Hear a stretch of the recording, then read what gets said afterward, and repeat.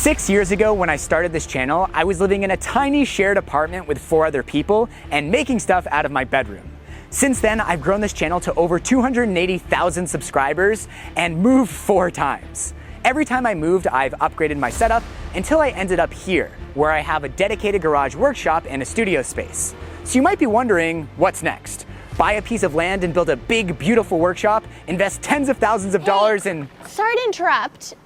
Do you want to sell 90% of your worldly possessions and move into this van with me?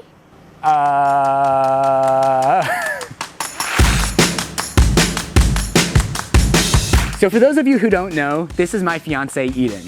And obviously we've already bought the van and we've even started doing some work on it. But how did this all come to be? Well, to tell you the full story, I think we should go inside. Parkour! Parkour! So about 6 months ago, we went to Costa Rica. And while we were there, Eden dropped a bombshell. I said to Morley, look, I want to go travel for at least a year. I want to bring our animals with us. And I think the only way to do that is to buy a van, build it out, hit the road. And I turned to him and I said, what do you think? And I said, no. And I knew he was gonna say no because I'm always just 20 minutes ahead of him in these big decisions. So I said, no worries, just go think about it. Just take a little bit of time, think about it, and we'll talk about this more later. So I went and laid in a hammock, and my main fear was that I had built my career on building stuff out of a stationary workshop. And as much as van life looked amazing, I'd seen everything on social media, I just didn't know how I would continue my current style of videos living out of a van. But then I thought, hey, I've been doing these free 3D printed repairs. What if I took free 3D printed repairs on tour? What if I brought a 3D printer into the van? And that thought just set off a chain reaction, and I started thinking about all of these fun ways I can make videos while living out of a van. And so right on cue, 20 minutes later, I told Eden, I think I'm in. So once we were on the same page, it was full steam ahead. We had this fun little secret project that my family had no idea about while we were all still in Costa Rica. And in between surfing and hanging out on the beach, we started looking into how this thing was actually gonna work. And we realized pretty soon that we wanted a high top van. It's the 2 of us, plus our cat, plus our dog, plus a 3D printer, plus whatever other tools I can sneak into this van. And the only way to fit all of that is to have a high roof van, like a Dodge ProMaster or a Ford Transit or a Mercedes Sprinter. And we realized pretty quickly that the Dodge ProMaster would be really good for us because it's wide, you can sleep in it horizontally, it's nice and boxy, so it's easy to build in, easy to fix. So we were like, great, we have a plan. We left Costa Rica and we needed to see if this plan was a real thing or just a fairy tale vacation thing. So we sat with the idea for a couple of weeks as we were starting to kind of see what the van market looked like in Ontario. And let me just tell you, bad. It was bad. And by bad, expensive. Expensive, yes. These things are not cheap in 2023. No, and a lot of the blogs and videos we were looking at were quoting pre-pandemic prices and pre-inflation prices. So yeah, we had to readjust our expectations a little bit. Just what was your dream when we were in Costa Rica? Like when you were thinking about a cheap DIY van build, what were you thinking? I thought we could do everything for under 20,000. That's a good one. Okay, that's like, you don't have to rub it in. And you probably can. You definitely can. Definitely, just not what we wanted. I like to say you can do, full build for 15K or 200K, and we're, somewhere in the middle. Yeah. Anyway, so we came back to Canada, we sat with the idea for a while, we realized this is actually what we want to do. I think one of my favorite things we said was... I mean, what was I going to use that money for anyway? Your master's? My master's, but traveling, that's an education in itself. Money is a renewable resource. We can always make more money. We can always make more money, but we cannot make... Can't make your 20s again. You can't make your 20s. I was like, you can't make new memories. I was like, wait a minute. Well, you can't go back in time. You can always make more money, but you only have your 20s once. Mm-hmm. And it really feels like the right time to do this. And we're on the wrong side of 25, so we gotta get going. Hey, Morley from the future here. I'm actually sitting in the finished van where we've been living full-time for almost 3 months now, which is absolutely wild. Starting van life has been so fun and exciting, but also just a massive change to my life. I've noticed that this transition time has brought up some personal issues that I've dealt with in the past, and I am so grateful that I have my therapist from BetterHelp, the sponsor of this video, to help me navigate these feelings and be the best version of myself. I've done therapy before, and starting up again while living on the road could have been a huge pain, but BetterHelp makes starting therapy easy, no matter where you live. Just go to betterhelp.com/Morley, answer a few questions about what challenges you're going through and what kind of therapist you'd like, and in most cases, BetterHelp will match you with a therapist within 48 hours. They have over 30,000 therapists in their network, which gives you access to a wide range of expertise that you might not be able to find in your local area. And if you don't like your therapist, BetterHelp makes it easy to switch therapists with the click of a button. You don't have to have an awkward conversation and break up with your therapist. BetterHelp lets you have therapy sessions as a phone call, video chat, or even messaging, whatever's the most comfortable version of therapy for you. Join over 4 million people who've used BetterHelp to start living a healthier, happier life. Go to betterhelp.com/Morley to get 10% off your first month while directly supporting this channel. Now let's go back in time to 9 months ago and take you on the journey of finding this van. So we went and we looked at our first van. It was a 2014 ProMaster, and it was a piece of but in the moment we were like, wow, is this our future home? And then we stepped away and realized that no, we shouldn't spend, I don't know how much it was, $25,000 on something that was rusted out. That seemed like a bad idea. So went back to the drawing board and we went and looked at van number 2. Little Ford Transit, and by little I mean huge. It's the longest high top van you can get. Because after seeing the first van, I think we realized how small van living really is. And we panicked a little bit. And we were like, what is the longest van we can get? And this Ford Transit, I don't know, what is it, 24 feet long, something like that? Something like that, yeah. And we were driving it and we came very close to buying it, but the salesman would not budge at all. And I think at that point as well, we were like, this is nicer, but there's still some rust. There's a big scratch in the ceiling. So if we're gonna spend $40,000, why not spend $50,000 and get something really nice? What are numbers at this point? What are numbers? What are numbers? Money is a renewable resource. We can always make more money. I found a private listing on Facebook Marketplace, so not through a dealership, and started messaging back and forth with the seller. They seemed great, answered all our questions, FaceTimed us, showed us the van, and we just had a really, really good feeling about it. So long story short, we went out, we saw it, I think we bought it that day. Welcome to my crib. And it was oh, it's really starting to rain now. Let me bring the camera inside. I feel like this is really a van life video now that you can hear rain bouncing off the van. It's a 2019 extended Ram ProMaster, exactly what we want, in excellent condition, has only had one previous owner who we met, who we chatted with. Lovely guy. Lovely guy. Lovely family. We met all of them. Jinx. It definitely felt very, very right. And then the next hurdle was convincing the bank to let us take all of our money out. Eden, what's in that envelope? A lot of money. Should we say how much it was? Yeah, we should say how much it was. All in, after taxes and fees, this baby cost us 58,000 Canadian dollars, which is about 43,000 US. And definitely that made me feel like I was going to die. And to be honest, going into it, I thought we were gonna spend closer to $25,000, but after months and months of research and looking at multiple vehicles, we realized we wanted something that was really, really good, kind of as close to new as possible and as low kilometers as possible.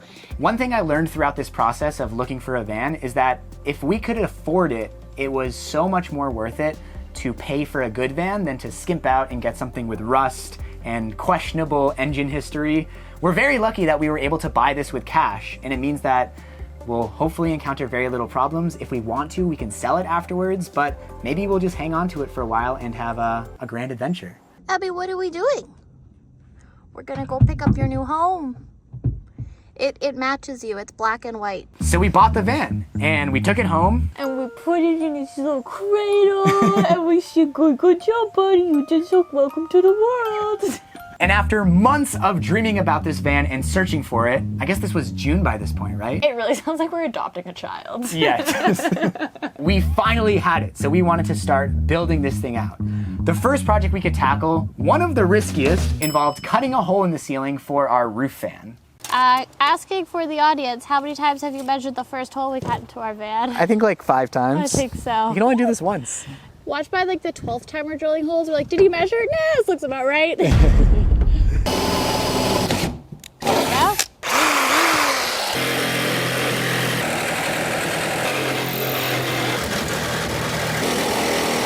You're doing a really, really good job. Thank you.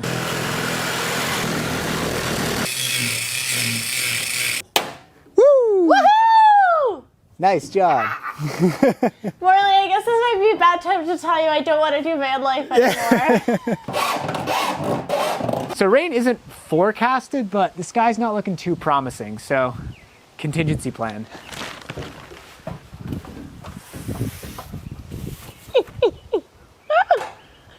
Tiny's got a little hat. Tiny was defiled by a bird. In that tree, darling, we have a problem. What? There's a hole in our van. Oh no. Oh no. So let's put down the beetle tape. I think it's pronounced boutel. The guy in the video said beetle. He was an American. What does he know? You know what we don't want? Leakage. Leakage. I don't think this is gonna fit through the hole. Oh my god, it does. So I think I should be able to just clamp it in place. Or do you want to use me? I think it'd be easier just to use the clamps, and then you can stay up here. I'm just here to be a pretty face. You can step in if you want. Oh, woe is me. I'll just get the children ready for bed and make sure the roast is nice and toasty when he's finished with the woodwork. Work harder, not smarter, you know? I think it's the opposite of that. We got our massive screws. Okay, I think I should just look underneath and make sure that everything's in line. That's probably a good idea. That'd be a better okay. use of time. Yeah. Boom. Boom! This is what it's all been about. Isn't she lovely? Take this thing off. Isn't she? Oh, she's so naked. Are you about to tell me we made a terrible mistake? What? You were supposed to put on the lap sealant and then the cover. No, you put it over. I remember in the video. I just watched the video. Let's go look.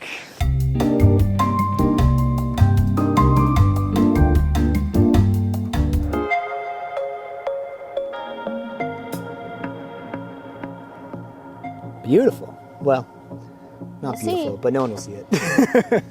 We know it's here. As long as water doesn't get in, that's all that matters. I think it's good to start a project on one of the most difficult steps. It gives you a lot of confidence right off the bat. And we just had this beautiful sunset in the background. We did so much research. We took like an online course to prepare for this. We designed the entire thing in Fusion so that by the time we got to that roof fan, we were ready. And I think it turned out pretty perfectly. At this point in our lives, people are talking about commitment, buying a house, getting married. No, committing is buying a very expensive vehicle and cutting a hole in the roof. That's what commitment is. After we did the roof fan, then we fell into the rabbit hole, which is van insulation. Drop-in stacks at Home Depot. Drop-in stacks of insulation. Because we just didn't want to make anyone upset, we're doing a little bit of everything. So we have a mix of foam insulation, we have a mix of spray foam insulation.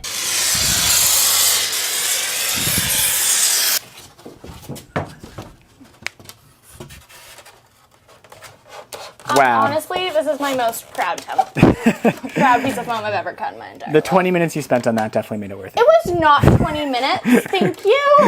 This project could also be called Eden Does a Lot of Things for the First Time. Thank you. There you go. And then also some Havelock wool to boot. Ooh, that's a very... Ooh. Wow. Look at that. Oh, look, it's a little Oh, wow. sticker. It's very soft. It's like a giant piece of fettuccine. Right in the middle of this build, my parents came to visit, which were a huge help in getting our subfloor prepped. We heard some terrible horror stories about rotten subfloors, so we treated our plywood with a mold-resistant spray and paint. We put down insulation and furring strips, and we put in our nice, beautiful subfloor. The van actually came with these really heavy rubber mats, which we didn't want to continue in the van because it's like 500 pounds total, but it was really handy to use those as templates to cut out all the pieces. There was actually a ton of thought that went into the subfloor. And if you want to hear more details about it, this is probably a great point to tell you about the podcast that we're starting about this entire experience. The podcast is called Morley and Eden's Grand Adventure, and we are recording, talking about the build, and then once we hit the road, we'll be talking about our travels, and I'm sure all the repairs that we're going to have to make along the way. So start listening now, and you can just listen and hear about our journey basically in real time. Yeah. One of the things that excited me most about making content around this is this podcast, because I used to listen to this podcast called Startup, which was the trials and tribulations of starting a startup business in real time, not through rose-colored glasses when it's 20 years later and the founder is living in their mansion, but no, what is it like in the moment? And that's what I wanted to show through this podcast. So at the time of this recording, we've already made 3 episodes, about to record our 4th. When this video drops, we will release the first episode of Morley and Eden's Grand Adventure. There will be video. That was very important for us because we want to show the evolution of this van build through the podcast. Now we're making these videos as well, but since the podcast is coming out every week, you'll be able to see it take shape over time. So episode 1 will come out the same day that we put out this video.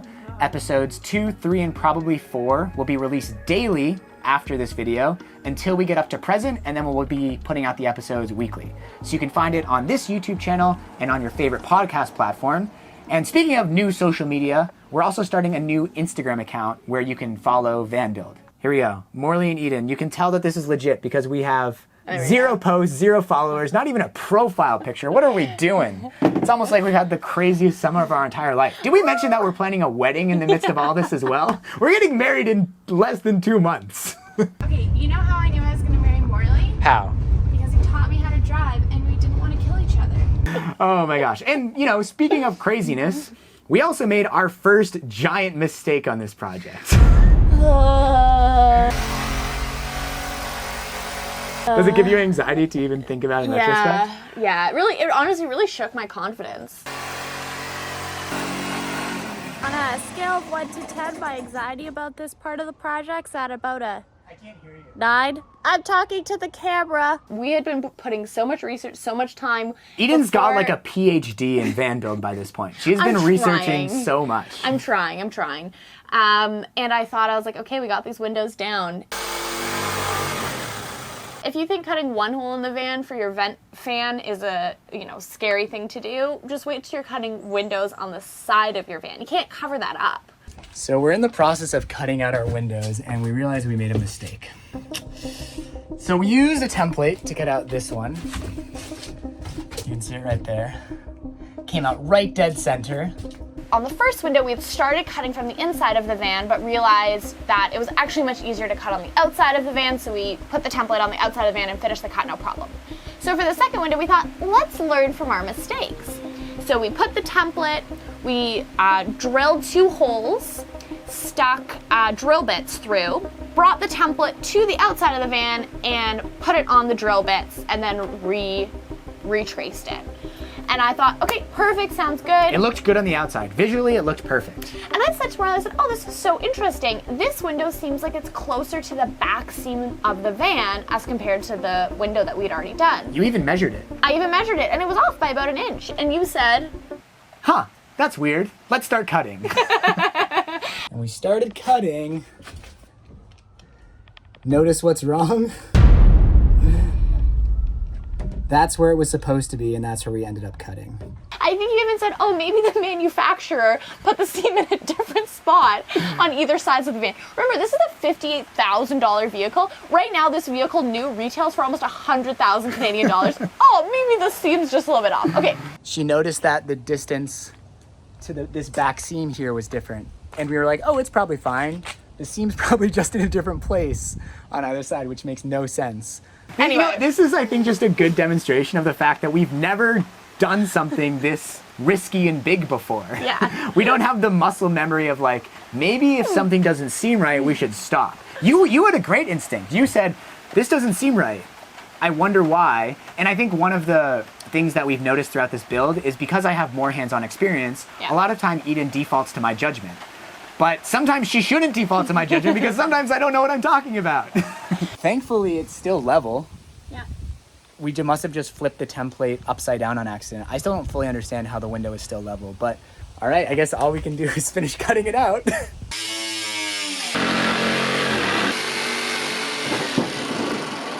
know what the problem is? What? When you put two type A people doing something for the first time and they make a mistake and it's not that big but it feels really big because they're type A, that's the problem. Oh, What? kidding. That was good. It looks perfect on the outside. And on the inside, if you look side to side, you might think, huh, one of those windows is a little further to the back than the other. But, you know, I think the more people older than us that I've told about this, the more they're like, whatever. They're like, because I boring. think people make terrible mistakes every day. And in the moment, this felt like the end of the world, but at the end of the day, it's all good. Functionally, perfect. Visually, pretty much perfect. So, what else have we done? We have run wiring. We have added furring strips. We have added sound deadening. Before we even put any of this stuff in, we've designed the whole thing in Fusion. We've done tens of hours of research, and we're chomping at the bit to set out on our grand adventure, which is when? When are we gonna embark? It depends. When we What finish. is the plan? Eden, put your money where your mouth is. Tell the people when we're heading out. I want to head out on November 10th. My last day of work is September 27th, so we have the whole month of October to build, pack up everything. We're doing a couple little test trips, see what we're missing in the van, see what we might need to add. We're gonna start in the US, all around the US, all around Canada, and after that, who knows? It is 6:30 in the morning, and even though we're right in the middle of building the van, we are taking it on our first road trip. I know we said in the last video that this van is perfect, but it has one major problem, and that is that it came with this bench seat. While some people might like having 3 seats up front, we don't really need it. We'd much rather have 2 passenger seats. And Eden, in her infinite wisdom, found someone in Philadelphia who wanted a bench seat and also has a Ram ProMaster. We're gonna trade our bench seat for their bucket seat. We're meeting up in Rochester. It's about a 5-hour drive. So we're making a little road trip out of it. We got a bed in the back. We're crossing international borders. The seat swap should be relatively straightforward, but I think we've said that about every part of this van build so far, and every single thing we've done has been more complicated and taken longer than we've expected. Hole number 2 in the roof. Let's do it. All right, that was fast. All right, Kurt, it's your turn to make the roast. I'm gonna cut this hole. I'm just moving slowly and deliberately because I'm on top of the van and I'm using power tools. Smart. 6 hours later.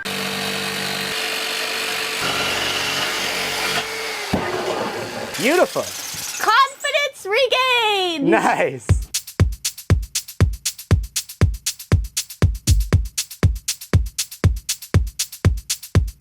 All right, that seems good. Yeah. Oh wow, it's like you're frosting a cake. Wow, that's the most beautiful bee I've ever seen. I used to be really into making cakes, oh It looks kind of delicious. You always think that about highly toxic things. Yeah. How are we looking? Not good. Not good. Well, it's not in yet and I'm afraid to touch it. Here, why don't we switch? Okay, you just put the I'll camera go get a down. paper towel. Boom. Nice, good job. Thank you. I'm gonna take this off. Just kidding. This will make it easier to see. What's going on here? We built a frame out of like 1x2 pine, and when we built it, it was warped, which you would expect from 1x2 pine. All right, I think I need to turn the torque up because we got to compress the frame. Just doing a little bit at a time. So is this end pushing up? Yes. Okay, so we need to get that to get pulled down. Okay. In my mind, I was like, it's fine. Once we clamp it in from either side, it'll get like pressed flat. But both sides of this skylight are plastic, and you're not actually supposed to screw it very tightly. So we started to like really torque it to pull it flat. Oh, stop. Is that good? Or did it pull too much? No, that's Oh, that just cracked. Dang it. And then we were hearing some snapping sounds from the plastic. I bad. over torqued it. Okay. Dang, I guess we should have put a little more effort into trying to have a non-warped frame, but Okay, let's just pause for a second. yeah. Should we make a new frame that's not warped? I just don't want to crack it anymore. No, I agree. I think having a non-warped frame will work a lot better. You know, it's a great way to make sure it's not warped, like this pine frame. How? Build it out of Baltic birch plywood. Morley is making the fastest square in Fastest the history frame of of all squares time because it's dark outside and our sealant is drying. drying.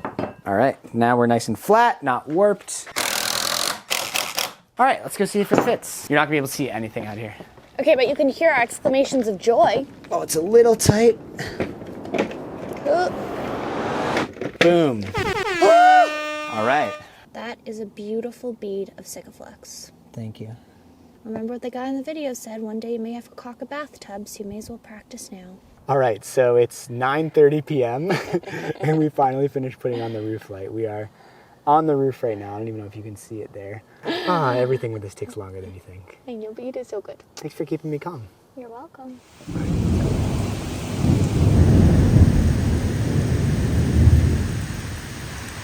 We've had like 3 rainstorms, at least 3 since we've put in the skylight and the windows. Van seeming pretty watertight so far.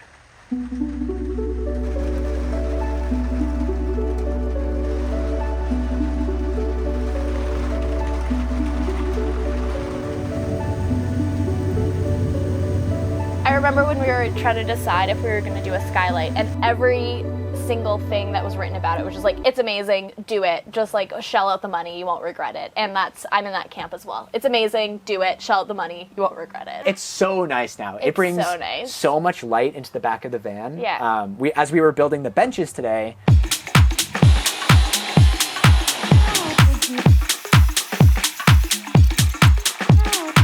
I was filming a bit, and it's like a spotlight down into this part of the van. Mm-hmm.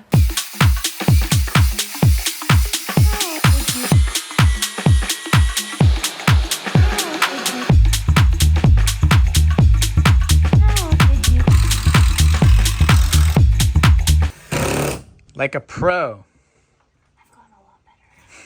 We're building all the cabinetry out of Baltic birch plywood. I got some sheets of 3/4 inch and some sheets of 1/2 inch. And the first step was building our benches. Those are gonna hold our water system and our electrical system. So getting those in early is gonna allow us to start setting up those systems.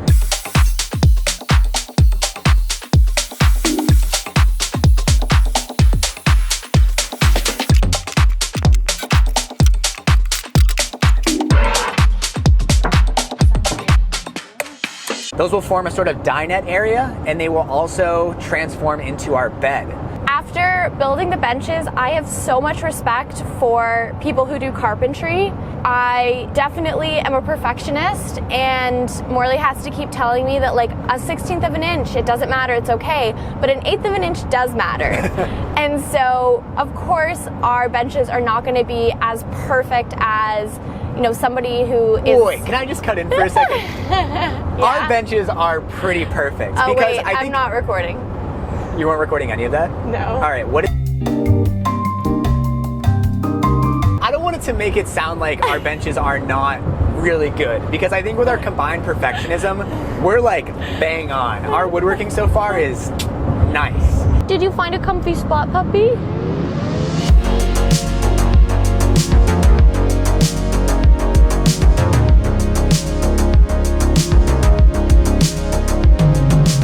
All right. I see a van. Where else for a van life meetup but Walmart? No, that's a ProMaster. Let's go see. All right, let's go see. It's a Pennsylvania license plate, I think. All right, well, that's a good sign. Good morning, Hello. how are ya? This poor gentleman who drives this van, this isn't ours. Oh, we were really? like- Pulled up 5 minutes ago, and I did Honey. the same thing. I'm like waving, and he's like waving back. Waving back. And I was like, oh, you're here to do the seat swap? He was like, I have no idea what you're talking No. about. I'm going to Walmart. And I was like, you have a great day. That's so funny. I'm Eden. This is Morley. Morley. Yeah, she's been very, very trepidatious. It took her about 3 hours of just like sitting up and panting, and then she finally like laid down. Step 1 is disconnecting the battery. Nice. Please don't drop this in the depths of the car. Leave it better than we found it. Yeah. I think I'm gonna unplug all the wires first. So we're unplugging the seat belt and occupancy sensors that we're gonna have to connect to the other seat, or else the no seatbelt signal will beep the entire way home. Come on. This is gonna be easy, right? It's just getting these like plastic rivets out. Come on. I know there's probably some trick to this. Oops. Oh, it just slides off. All right, there's one bolt. All right, I think it's out. Oh my God, there's a right here. Oh. There's a under the seat. My God. I don't think we can show that in a YouTube video. I did ask you if we were crossing the border with any. Oh my God. That's so funny. I didn't disconnect the thing.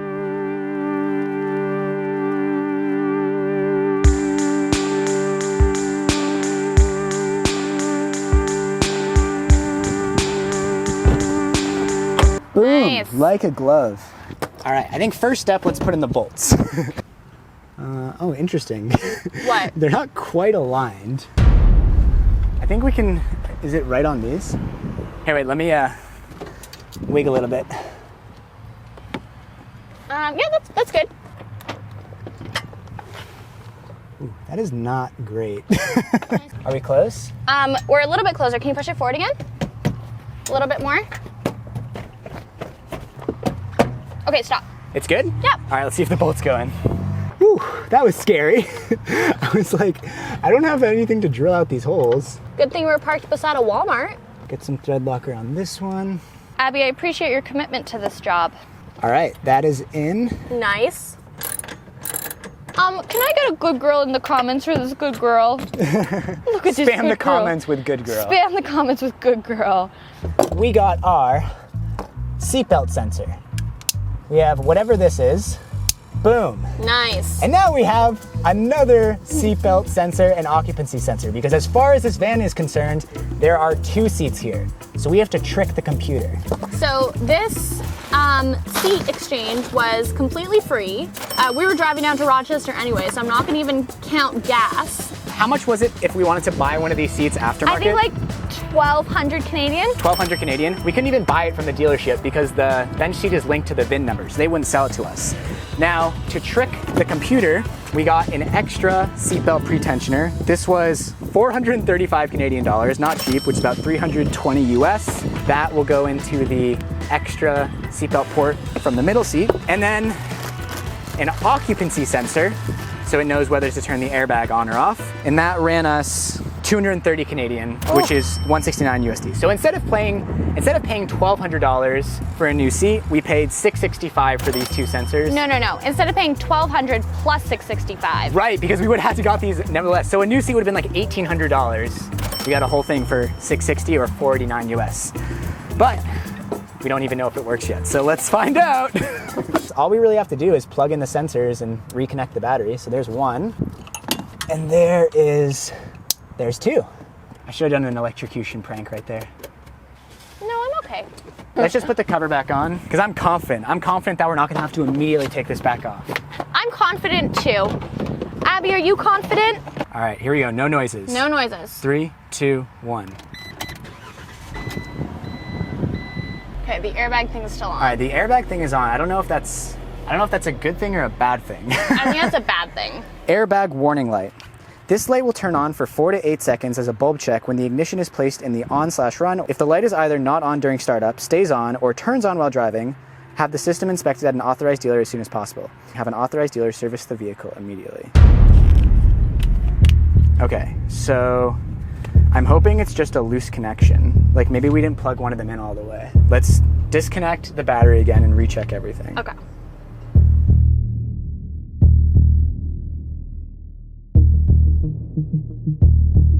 Tell me. I forgot to connect one thing. Oh my gosh. Okay, it's always something like this. Okay, let's try it again. Try it again. 3, 2, 1. Are we recording? We're recording. Okay.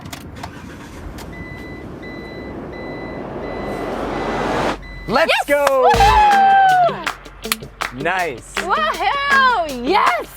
We got ourselves 2 bench seats. 2 bench seats, Look at all that baby. We can walk. Woo! Sorry, Abby, you have to find somewhere else to sit now. Yeah. So in the last video, we told you that we spent 58,000 Canadian dollars to buy the Bear van. That's about 43,000 US dollars. And how much did you want to spend on the conversion? About 15,000 Canadian. Okay, well, so far we've spent 8,000 Canadian dollars, or about 5,900 US. But you know what's priceless? What? This face. Most of the stuff that we've purchased isn't even in the van yet. And that's because we found that so many things for van life are just cheaper in the US. So we've sent a lot of things to our friend here in Rochester, and we're gonna go pick them up today. All right, so first up, oops. Okay. We got something. Ooh, I think these are our lights. Cool. These will be pot lights that go in the ceiling. 9 of these, okay. And then I think that these are switches. Got some nice dimmer switches. What is this one?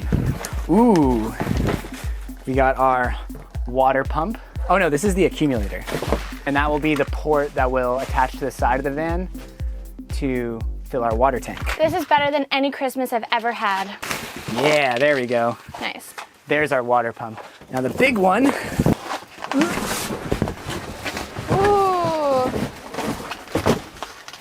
There's our water tank, which should fit. Yeah, it'll fit in there. And the biggest, heaviest box. Yeah. I really appreciate that you're just reorganizing while I'm being a clown. Yeah. Ooh, we got a box in a box situation here. Getting big boxy things out of a box like this is always tricky. Wow. Hey, that's like big. And there is our fridge. Woohoo! Nice, look at that. I want to see. That looks great. That will be good. That will be enough. If not, we can't send it back, so. Yeah. So our water tank will ultimately go right here. This is where all our water pumps and stuff will go.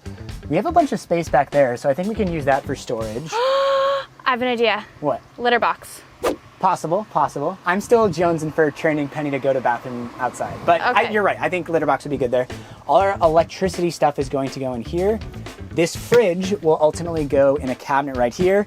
Our bed will be on top of this. This will be a convertible dinette area. We're getting there. Coming together.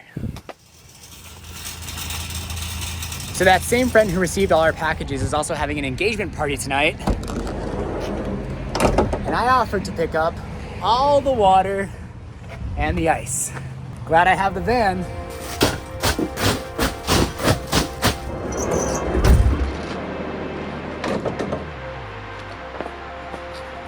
All right, first time getting changed in the van. How was it? 10 out of 10. Very hot. Yeah. I'm excited for our vent fan to start working. I think I'm gonna go back to not wearing makeup. I think I hadn't put on makeup in about 3 years, and tonight I was like, tonight's the night. You look great without makeup. Thank you. You know who else looks great without makeup? Abby, and you. Abby.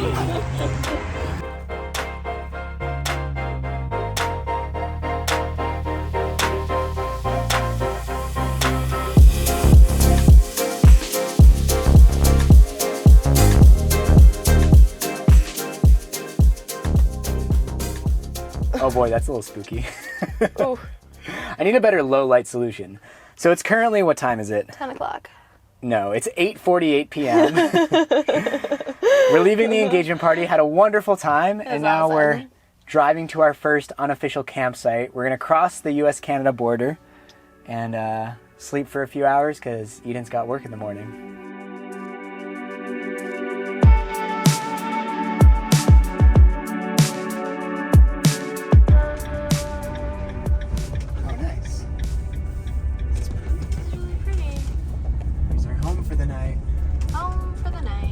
All right, so it's 11 p.m.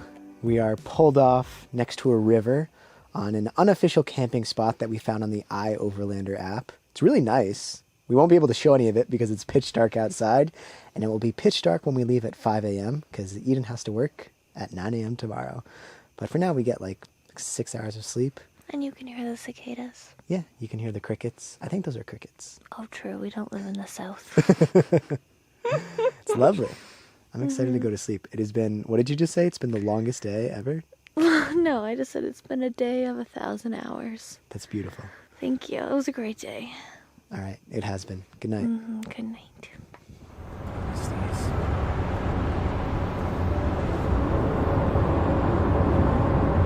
right, first night in the van, a success. Well, not counting the one night I spent in the airport parking lot. Super quiet camping spot. It was nice and cool in the van. But I think the real winner of this whole experience is Abby. She did so many new things over the last 24 hours. Good. She's been so good. She wouldn't even go into the van like a month ago. All right, it is August 31st. Eden, what are we doing? We are giving notice on our apartment. Our 60 days notice, which means that in 60 days, on October 31st, we have to be out of here. Okay, this is the scary one. Okay, here we go. Sent. Woo! Woo! All right, we better get building. In less than 2 months, we are moving into this van, and we have been hustling. We've cut holes in the roof, put up our insulation, run wiring, built our subfloor, but now we're coming up on one of the parts that I am most excited for, the woodworking. A lot of van lifers buy pre-made cabinets and then modify them to fit in the van, but we are building everything from scratch. Shouldn't be too hard, right? It's not like we need to be done and moved into this thing in 7 weeks or anything.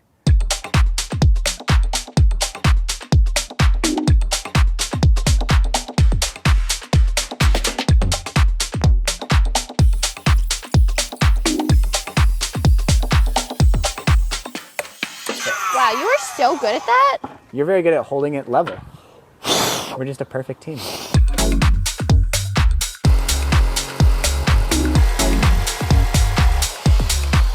I'm a beast.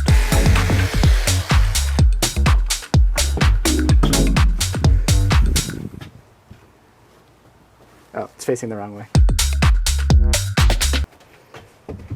Ooh. Nice. 23 1/4. Let's do it. We're not getting married anymore. Her ring's just getting resized.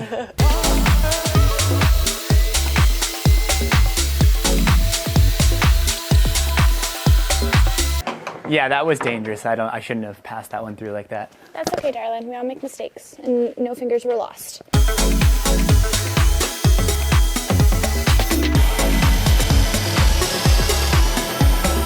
If we're off by more than 1/64th, I'm leaving you. All right, show me those driver skills. Ooh, no pressure. The main thing is just keeping the drill bit aligned with the screw. Yeah.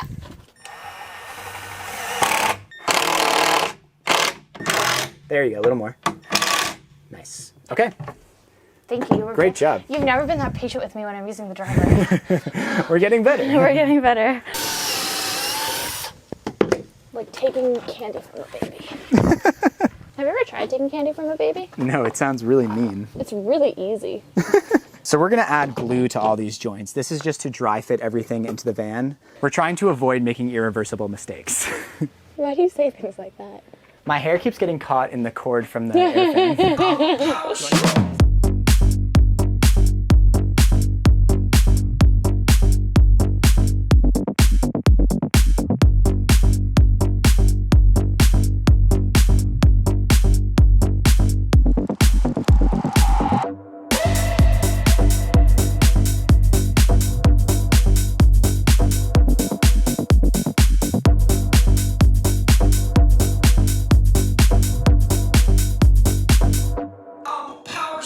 So with our kitchen cabinets built, the van is really starting to feel like it's coming together, but we're coming up against the problem of none of these walls being square. It's okay though, we anticipated that.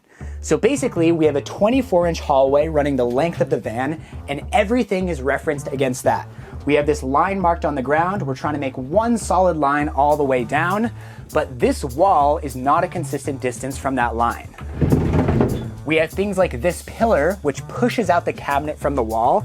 And if you look along this back edge, you can see that the top starts flush down here. And as we move down, we have like an inch overhang all the way at the other end. It's all right though, we designed for that. This top is not actually gonna be square, but we're gonna fake it like it is. We'll flush trim this back edge so it can sit flush against the wall. This front edge will look perfectly in line with everything else. I mean, it will be perfectly in line, but the cabinet will get slightly narrower as we move towards the front. It won't even be noticeable though. That's the plan anyway. I hope it works out.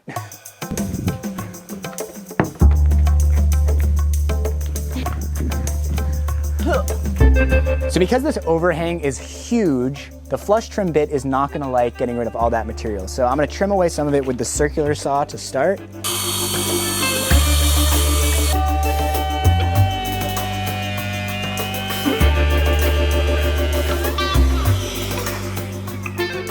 Beautiful. All right, let's see if our plan worked. Okay. Nice. That looks pretty perfect to me. Yeah, that's pretty good. Nice. I think it's off by about a 16th.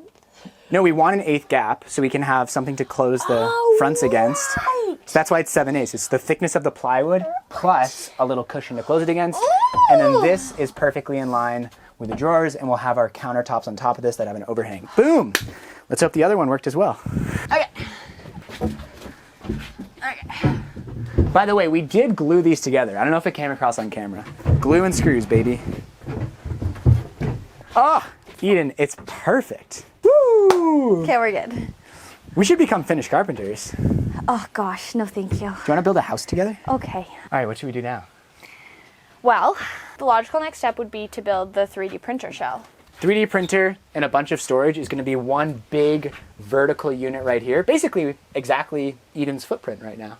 I'm hungry though, again.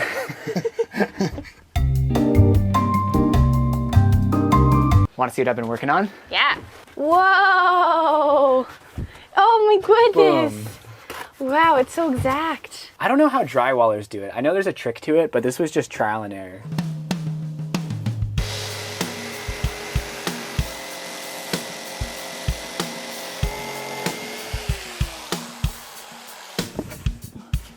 All right, let's see. Yeah, this is gonna be, we already knew we were gonna have to trim this. So what we'll want to do now is mark the places that need to be trimmed. Okay, before we do that though, we accidentally have the ugly side out. Oh no! How ugly is it?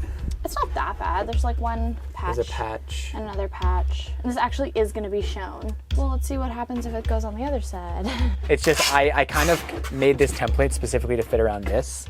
So Yeah. there might be like some big gaps. The thing is, like, this side isn't amazing either. Like, we have a little knot hole right there. Yeah.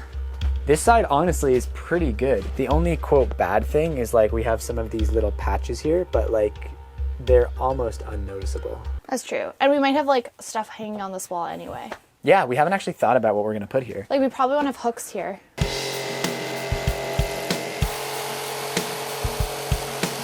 I just took the prettiest shot of this entire video.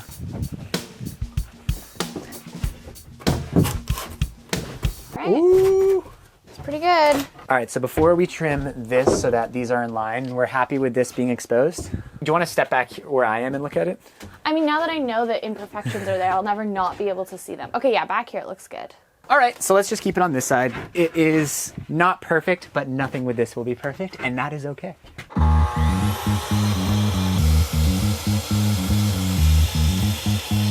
All right, let's see if this works. Ooh, look at that line. Perfect. Look at that. That's pretty perfect. Nice.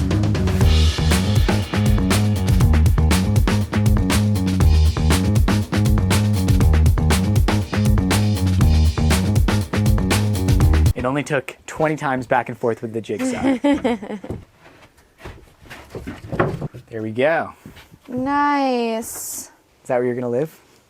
It's very cozy.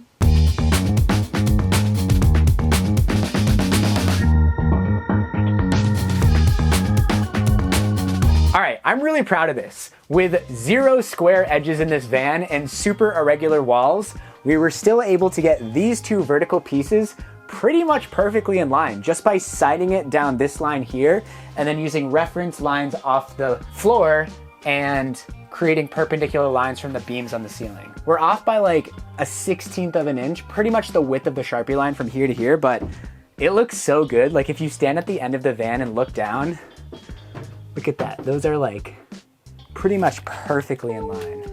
And then I know that this cabinet looks like it's overhanging, but that's on purpose. Now we're at the point where we feel like we have to justify all our work because we're like, we see the mistakes. It's okay. It's okay, guys. It's okay. Just spam the comments with good girl.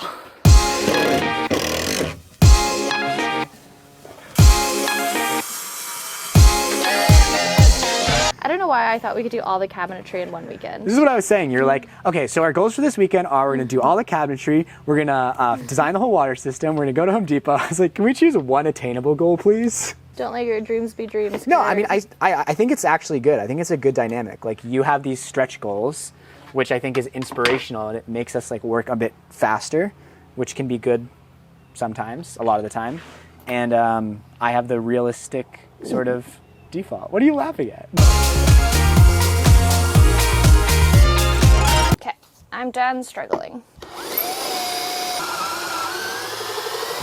You might be done struggling, but that drill isn't. I think it needs a new battery.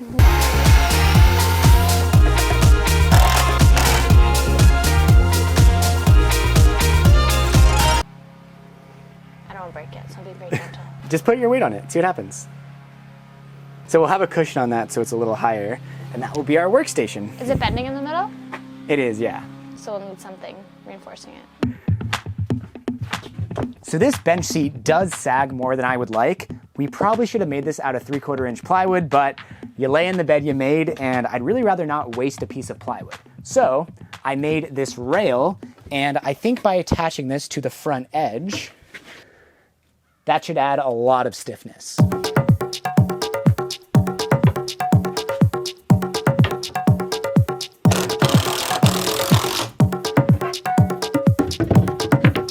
All right, let's see. Wow, that is so much better. Got like no sag now. Structural engineering. See, Mom, I'm using my degree.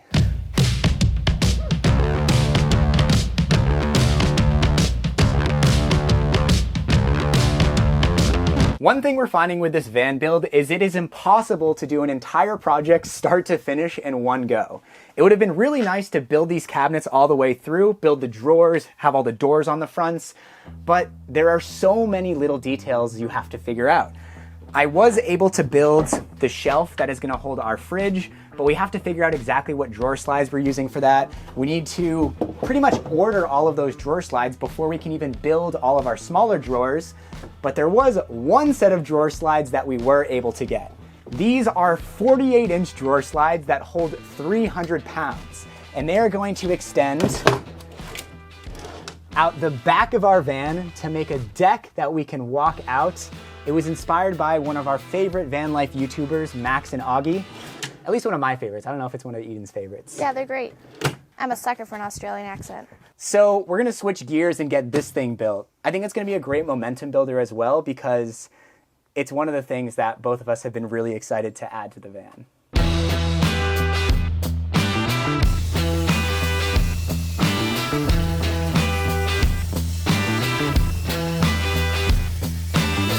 So we cut these two side pieces out of 1/2-inch plywood. We're being very conscious about the thickness of all we use for this because we want to fit my foldable solar panel inside the drawer. Now we're gonna have solar panels on our roof, but this will give us a little extra solar capacity. And as you can see, these big heavy-duty drawer slides are pretty thick. So if we used 3/4 plywood on the side, we calculated it out and this would just not fit inside. So hopefully this thing will still be strong enough. I mean, all these pieces really are a platform for our sort of bridge piece to sit on. The thing I'm most worried about is we're building the box out of 1/2-inch plywood as well. That's gonna hold a lot of force, but the shape of it should give it a lot of strength. Obviously 3/4-inch plywood would make it stiffer, but we gotta try. If it's not strong enough, we can always rebuild it.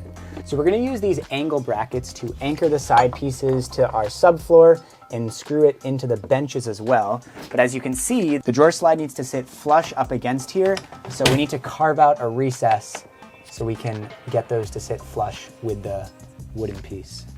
Ah! Don't crack the solar panel.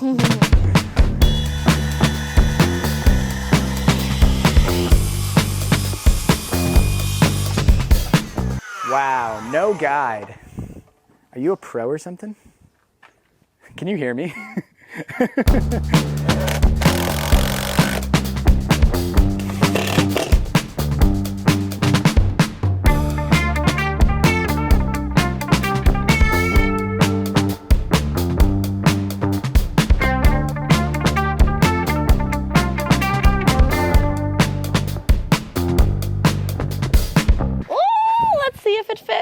All right, so we got our pull-out platform made out of 1/2-inch plywood, glued and screwed together. Now, the reason we went with that is to see if our solar panel can fit inside, our collapsible solar panel. Oh. Oh. Oh, yeah. Wait, Oh, it's pretty tight. I wonder if we just took it out of the case. there we go. Boom. Nice. All right, so that fits inside, and if it's too tight, we can take the case off. Now, what I'm more worried about is how much the 1/2-inch top is gonna flex when we stand on it. All right, let's just find out.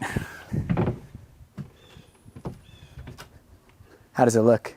I mean, it looks, I don't see nothing. It feels good. Like, it doesn't feel like it's flexing a ton. I can't see anything to the naked eye. I think you're good. I think we're good. I think this is gonna work. All right, next step, will the drawer slides rip the benches out of the van when we stand on the end? I think as long as we anchored enough to the floor, it should be okay, which I think we did.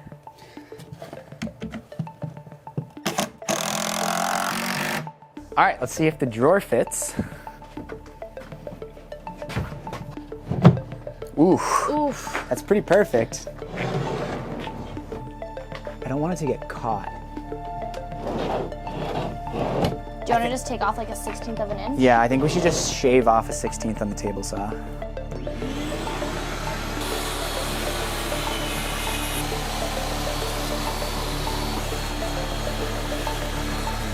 Thank you. Oops. I don't think we even hit any of the nail heads. I didn't see sparks. No, I didn't either. Ooh, There we go. that's perfect. Nice.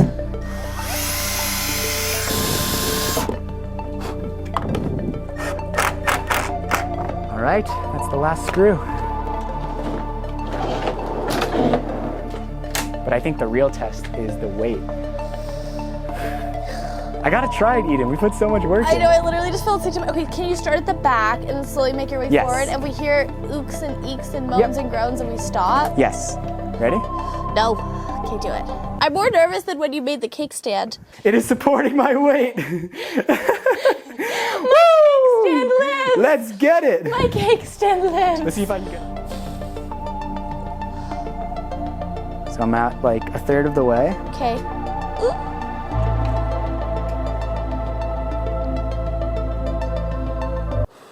Okay. I don't hear anything. Okay. I think Like I didn't hear a creak. Yeah. How do you feel? I can feel the van bouncing because I have like Yeah. a lot of leverage against the van right now. Wow. This is so. Okay, don't bounce it. But it's fine. Okay, but just don't. And we still have more screws that we can add. This thing is strong. Eden, I think you should try it. Okay. Wait, I'm gonna sit on the end. Oh my God, Morley, you're literally gonna give me an aneurysm. But what if you were just like warming it up to break? Okay. Go for it. I never learned how to dive properly. It's gonna feel a little wiggly, but just know that it's gonna hold your weight. This is so scary. I am brave. I am strong. I am beautiful. I am smart. I am intelligent. I am brave. I am strong. Okay, I did it. Nice. We did it. We built a thing and it works. I'm not going like to the end. That seems like tempting fate. Okay.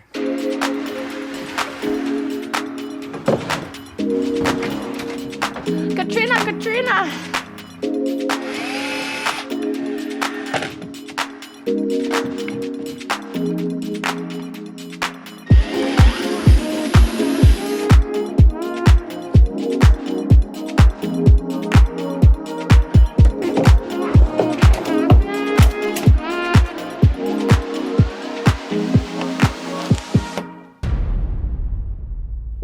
In less than 2 months, I will be embarking on an adventure across North America in this van with my fiance Eden, our dog, and our cat. But as you can see, we still have a lot to do on our van conversion, including putting up our walls. But before we can do that, we need to add frames around the windows. And a few weeks ago, I got a message from this guy Marcus from Small Town Builds. Yeah, so I'm getting out of the whole live edge thing because like I had the established business and everything, but now it's just all my slabs are going to new homes. And I don't know, I saw this slab and I thought it'd be a very unique a unique piece because I've never seen a piece of birch like this. Yeah, the picture looked awesome. I think like I mentioned in my message, I'm not really sure when I'll be able to use it. Like a lot of effort is going into this thing right now. I mean, worst case scenario, wood doesn't go bad, so I'll just hold on to it for a while. Oh, nice. Yeah, like there's so much character in the slab that like it was gonna be a console table for my client and then they kind of fell off the face of the earth, so. He had a 7-foot long slab of birch, and considering we're building all of our cabinets out of Baltic birch plywood, it seems like the perfect wood to use to start adding trim. Oh my God, this thing's heavy. Jeez, was this heavy before? Oh, whoa, that was a crazy single leg squat. I might need to cut this down a bit before using it. Oh my gosh, this thing is so heavy. All right, so first things first, I need to get one straight edge on this slab. I also want to bend these pieces, so this really beautiful grain is going to be tough to deal with. While it's pretty, curly grain and knot holes doesn't really like being bent, so this should be interesting. All right, I think I'll get the most usable wood by cutting essentially down the center. Set up my track saw. This is by far the longest and deepest track saw cut I've ever made, so let's just send it.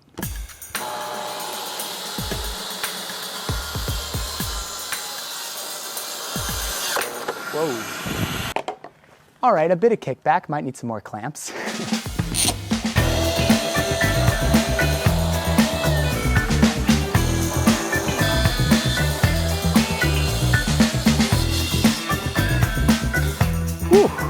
It did not like the end of that cut, but I think we got it. So the boards for the window frames need to be 3.5 inches wide. We can cut that on the table saw, but this is a little big to navigate through on my own.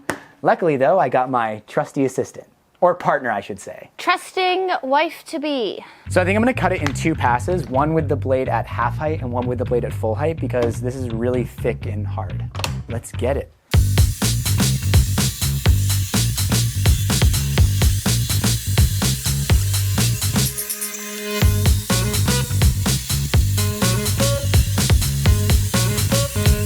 Wow.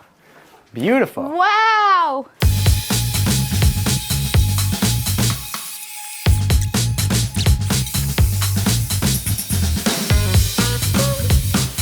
There we go. This one was Frederica, and what should we name this one? Longinus.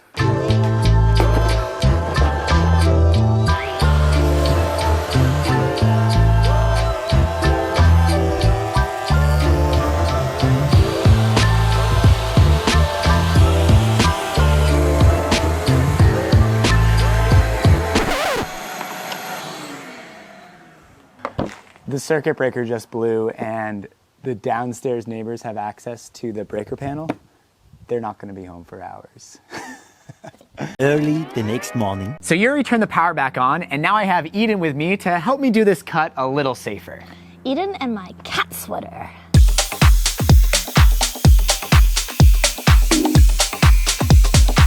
All right, there's our first one. Cool. All right, let's do it again.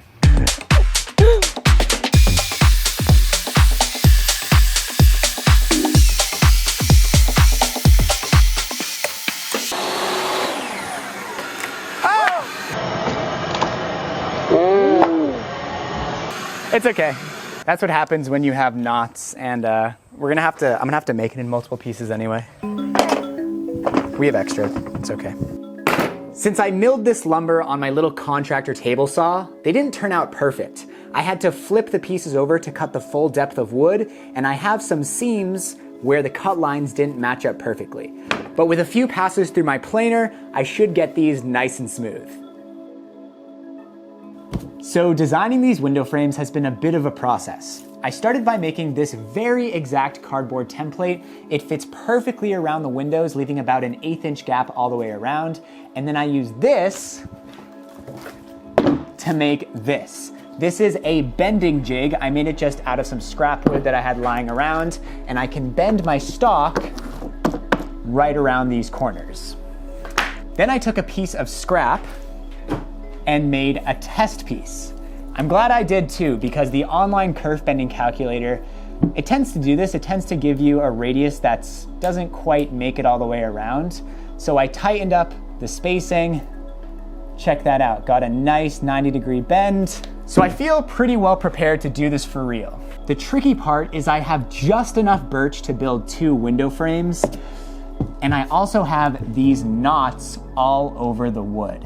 They're really pretty, but they will not bend well. So I have to be very strategic about where I place the kerf bending, where I put the joints in the full window frame so that I don't box myself into a corner.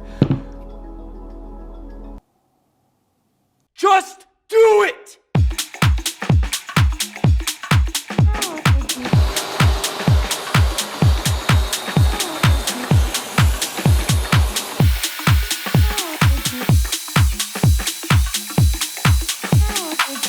All right, I have to be very careful moving this, and to help it bend without cracking, I'm gonna wet the back with a bit of water.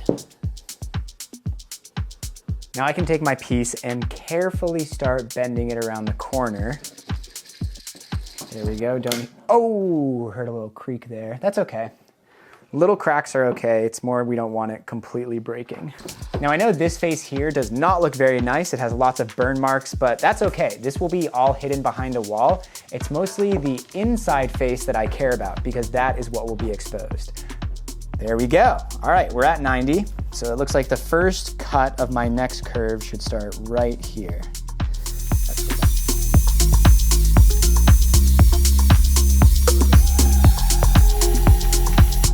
So the thing that's getting in my way right now is this handle on my contractor table saw. It's not smooth, and so the piece of wood keeps catching on it even though it's kind of supporting it. So, oh shoot. Oh my God, this thing is like impossible to hold. Anyways, I'm gonna clamp a piece of wood to this so it has a smooth surface to go over and maybe put this somewhere a little safer for a moment. Well, it's janky, but it'll get the job done. Let's try this again.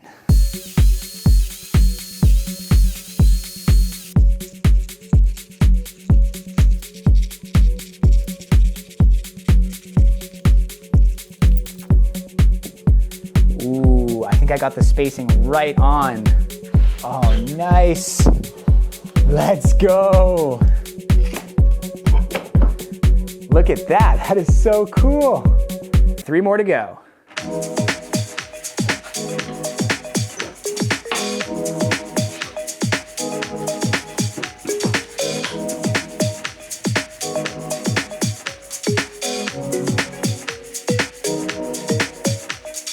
Ah, no.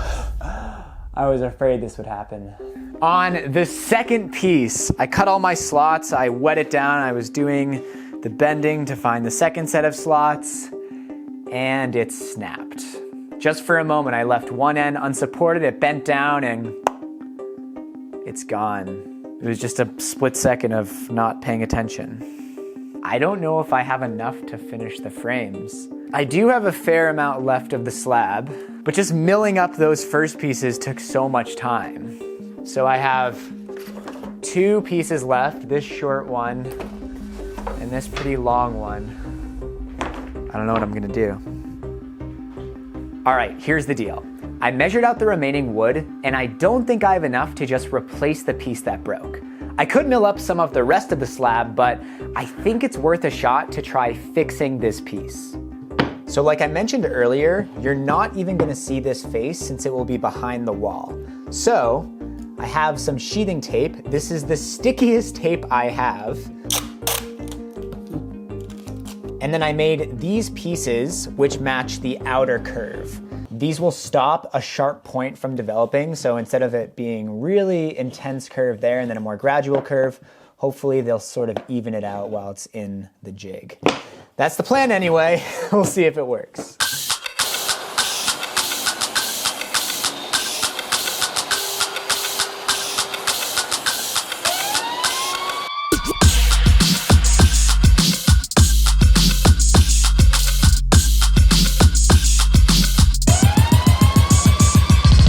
I think this might have actually worked.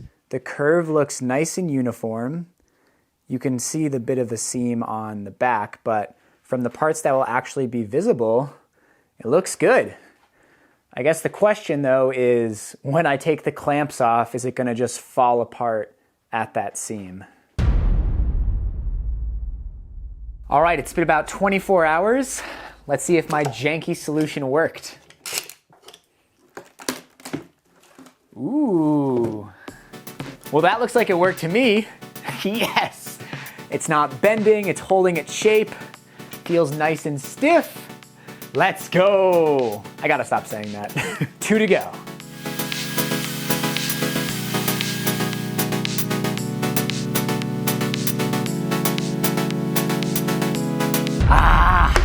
So this piece is split on one end. I thought I could work through it, but as you can see, it just completely delaminated once I started bending it. And looking inside of the wood, it is fully rotted out in there. There is nothing holding that together. So this is currently my final remaining piece of milled lumber. I need to see if I can get what I need from this alone. All right, I measured it out and I think I have exactly enough wood on my last piece of stock to make the last 2 pieces. But since I have no leeway, I'm gonna have to bend directly around some knots and curly grain.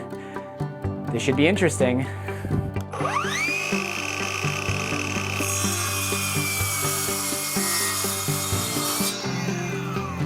All right, it's cut into 2 pieces. No going back now.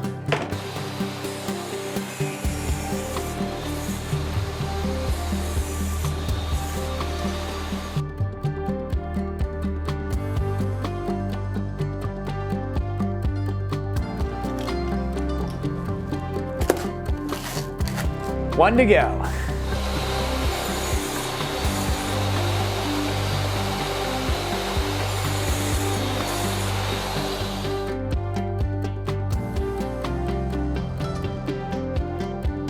All right, here is the last one. As you can see, I had another little accident over here. Hopefully my tape solution worked again. There we go. All right, so here's how this is gonna work. We have 4 of these U-shapes. We're gonna combine these 2 together to make one window frame, and these 2 together to make the second. First things first, we gotta square off these edges.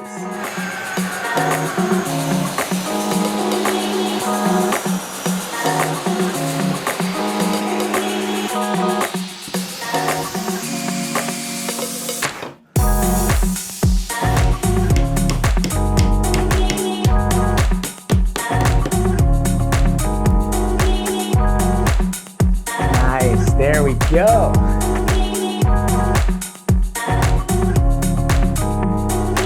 All right, I got my window frames glued up. So now it's time for everyone's favorite part of a woodworking project.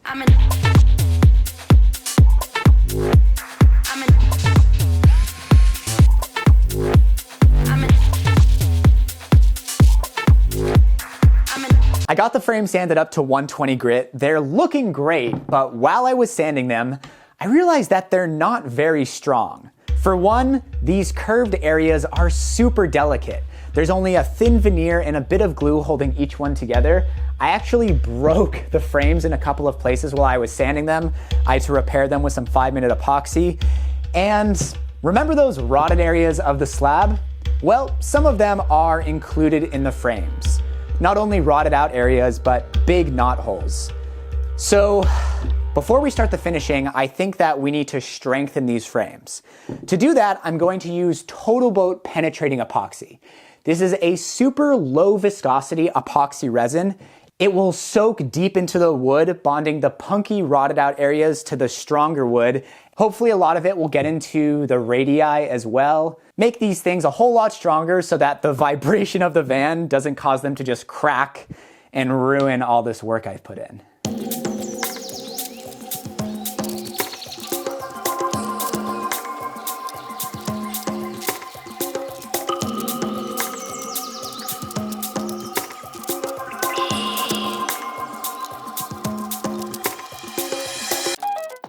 I really like this knot. I want to highlight it on the bottom surface of the window frame, but I want it to be nice and smooth. So I'm gonna fill it with this high performance epoxy resin. I really like this stuff for filling small knot holes because it's very easy to dispense a small amount with the pumps and it cures pretty quickly. I should be able to sand this in a day or two.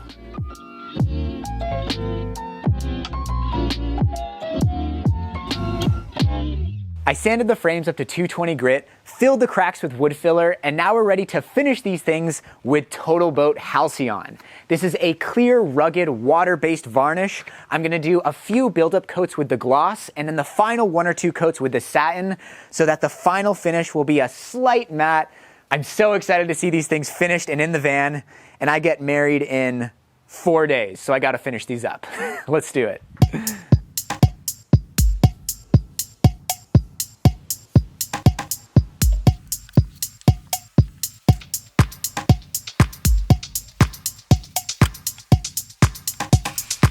It took me a while to figure out how to actually attach the window frames to the van. My first idea was to use wooden framing, screw some 2x2s into the metal beams and the furring strips that I've attached to those beams, but because the angles are so weird, I was worried that the connections wouldn't be strong enough and all that work would be for nothing. Then I realized we still had all of this rigid foam insulation. This stuff is super strong. I attached 2 layers of 1-inch thick rigid insulation around the window frames with spray foam and then cut out the outline of the window frame.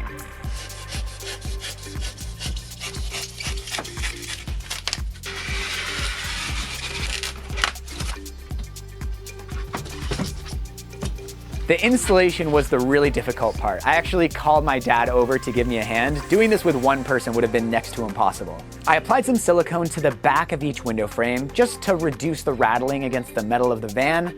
I wedged them in place with 2x2s, got them nice and centered with wooden shims, and then secured them in place with more spray foam. That spray foam is what's really holding the window frames in place. And I was a little worried at first that it wouldn't be strong enough, but if you've ever used this spray foam before, you'll know that it is super strong when dried and super sticky. So these frames are not going anywhere. I tried to wiggle them, pull them out. We drove the van multiple times after installing them. I think it's gonna work just fine. Now, as you can probably tell, the window frames didn't turn out perfect. I tried to get them as centered as I could using the gap around the window frame for reference, and my only regret is that I didn't just spray paint that metal black. If I did that, you wouldn't be able to see any unevenness, but, you know, this van is handmade, there's gonna be mistakes, and honestly, I'm probably the only person who's gonna notice them.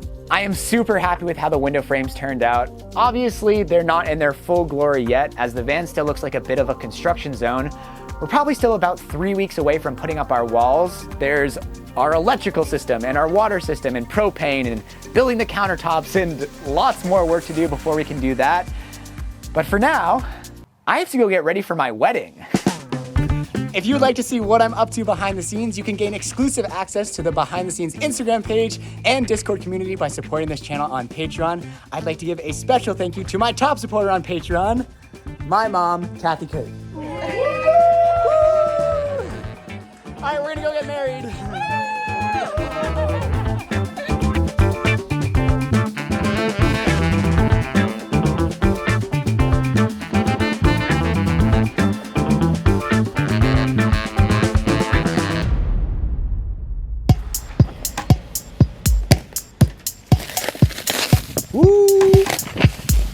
Oh, these are gonna be heavy. Oh boy.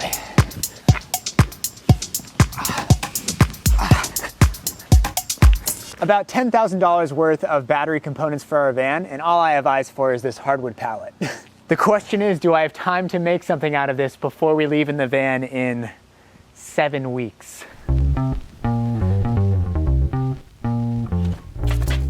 You know what? I think we can turn this into a pretty sweet piece of furniture for the van. Let's take this thing apart.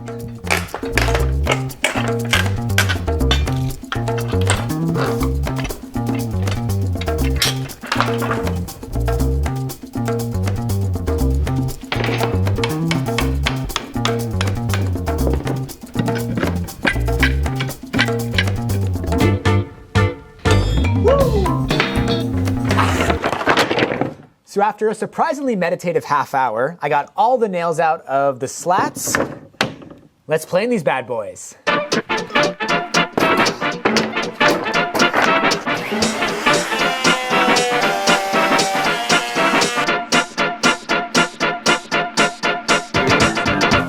This might be the coolest pallet wood I have ever come across. A lot of it has this really cool pink hue. I have no idea what species of wood this is, so if you know, let me know in the description. I'm 90% sure it's hardwood, just because the grain is really tight and it's not very splintery. It's a lot heavier than a softwood pallet. I think this is gonna make a pretty sweet desk. To make my desk, I want to cut these slats into strips. Now, finding a flat edge on pallet wood is next to impossible, so I need to create a flat edge that I can reference. Now, I don't have a jointer, but I do have this jointing jig that I made for my table saw. This is super easy. All you need is a piece of scrap plywood, a little bit longer than your fence and 3 or 4 inches wide. You make a cut the width of the saw blade kerf, but stop before you get all the way through, and then flip that board around. That gives you a surface that you can press your board against and use the saw blade like the blades on a jointer. It's kind of hard to explain. I hope that makes more sense visually than it does coming out of my mouth. I followed a tutorial to make this. I'll link it in the description.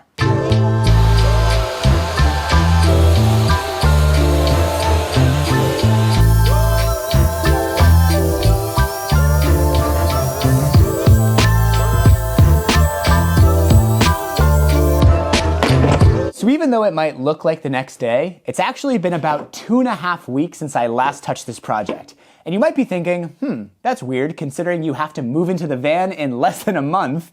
But Eden and I had to take a bit of a break from building so we could get married. And then once the wedding festivities were over, we really started feeling the crunch time on the build. So we switched gears to some of the more basic infrastructure projects. We put down our luxury vinyl plank flooring. I got back to work building out the inside of the cabinets.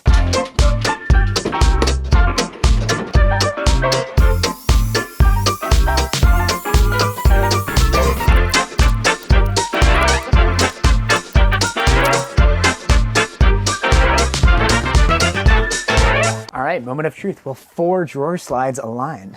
Oh boy. Oh, they're all in.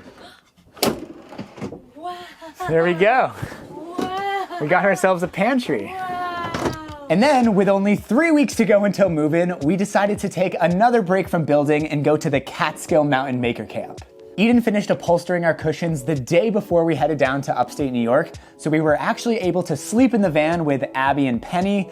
And it was a great test ride of what living in the van will be like, especially since we still have the opportunity to make a lot of changes. It was a bit stressful considering how much we have left to do, but I don't regret going. It was so much fun hanging out with the maker community, cooking out of the van, actually living inside of it for the first time and seeing, oh, we want to add a flip down water bowl holder, or an awning is really important when it rains for an entire day. It's also been so busy with the van build and the wedding planning that it was nice to have a little vacation right before crunch time, and I think it re-energized us for the next 3 weeks, which are gonna be wild. So enough talking, let's cut these pieces into strips.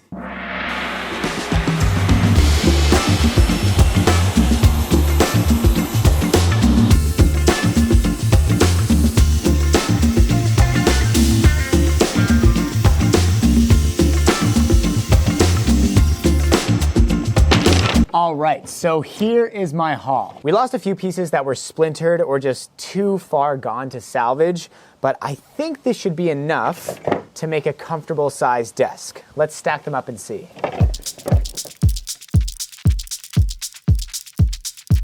All right, so that should give us a desk that is 19.5 inches wide. And I don't know, to me, that feels plenty wide, especially for living in a van. So I might take away some of the less good pieces, like this short splintery one, and just make this as nice as possible. This one as well, not very good. I mean, that's still comfortably wide. Like I could have my laptop in there.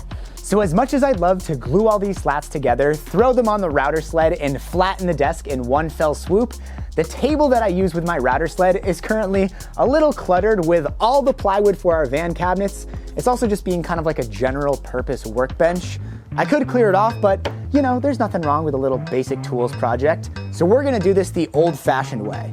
I'm going to split the slats into 2 separate glue-ups that can both fit through my planer. That way we can flatten them separately and then glue the 2 halves together and do the final finishing once this is one piece. Let's do it.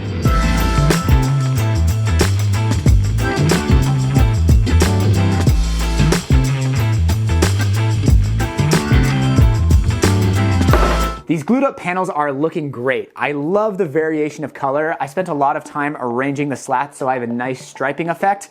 And now I need to plane these down smooth and to the same thickness. I have to be careful though because these are already pretty thin. To get enough width to build a comfortable desktop, I had to rip each slat down to only 7/8 inch wide. And I don't want to go too much thinner than that for the tabletop. We are in a van, so limiting weight is a good thing, but if this is too thin, it won't feel very nice and you start to worry about strength. So my goal is to do just a few very light passes through the planer.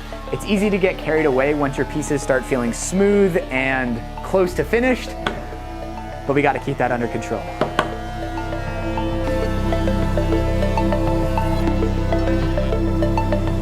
Woo, check these out.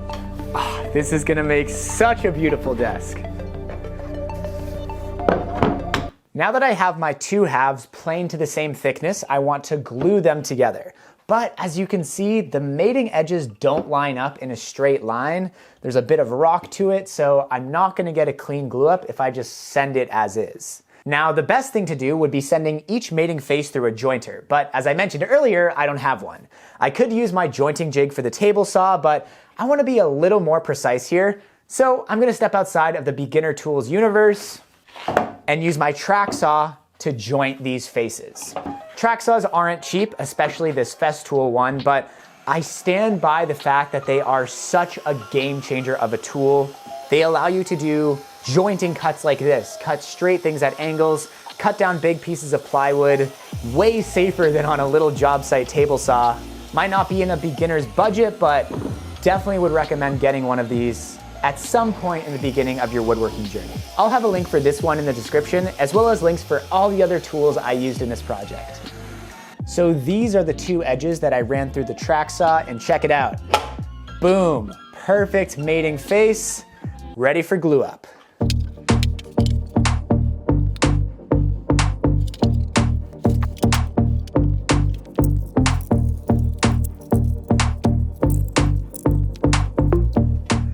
So this is where the desk is gonna go. I have one of these Lagoon table mounts so it can swivel out of the way. And as you can see, it's a little too big at the moment. We're gonna have the 3D printer right here. Also, can we just take a second and admire Eden's beautiful upholstered cushions? This is so comfy. I'm so stoked to like work here. All right, anyways. So this is definitely too long. I think at maximum, it should be the length of the cushion. I can cut it down and then retest it, so I might err on the side of bigger. I think this bench is like 31 inches wide.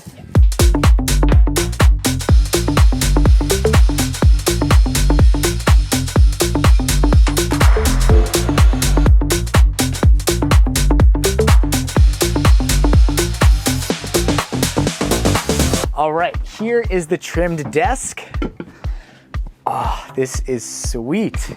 The 3D printer cabinet will be right here. I'm essentially gonna have a wall next to my head, so it's not gonna hit that. And let's say I wanna get out.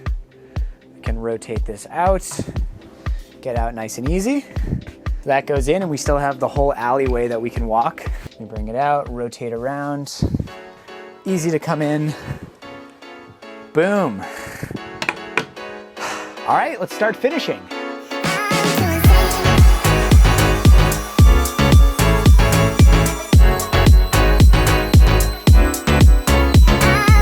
So before I finish sanding, there's a couple big knot holes that I want to fill with clear epoxy resin. For this, I'm using TotalBoat high performance epoxy resin. This stuff is super easy to use, especially with the calibrated pumps. It dries clear and it cures relatively fast, so it is perfect for filling small knot holes like these, especially if you only need a little bit of epoxy.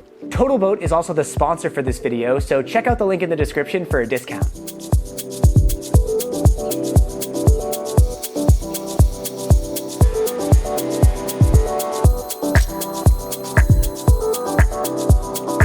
So I got this sanded up to 220 grit, and before I add finish, there is one more detail that I want to add.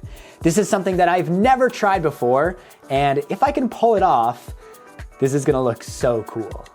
So I'm gonna lie my track saw along the edge, but set it out by about 1/8 of an inch. Then I'm gonna take my track saw and set it to 45 degrees so I can make an undercut. I've never done an undercut edge before, but they look so cool, so I hope this works.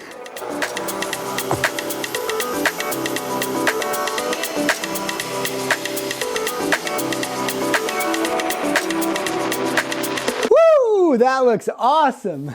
Proper preparation makes perfect, or however the saying goes. Now I just gotta do it 3 more times.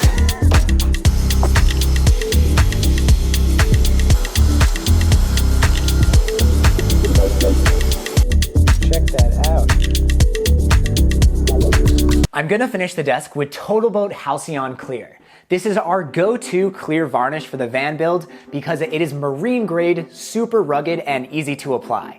One thing I love about Halcyon is its low VOC. So on a cold fall day like today, I can apply it inside without getting sick from fumes. I'm going to do a few build-up coats of gloss, followed by a final 1 or 2 coats of satin. I just love a satin finish. It is going to look so good. Let's finish this thing.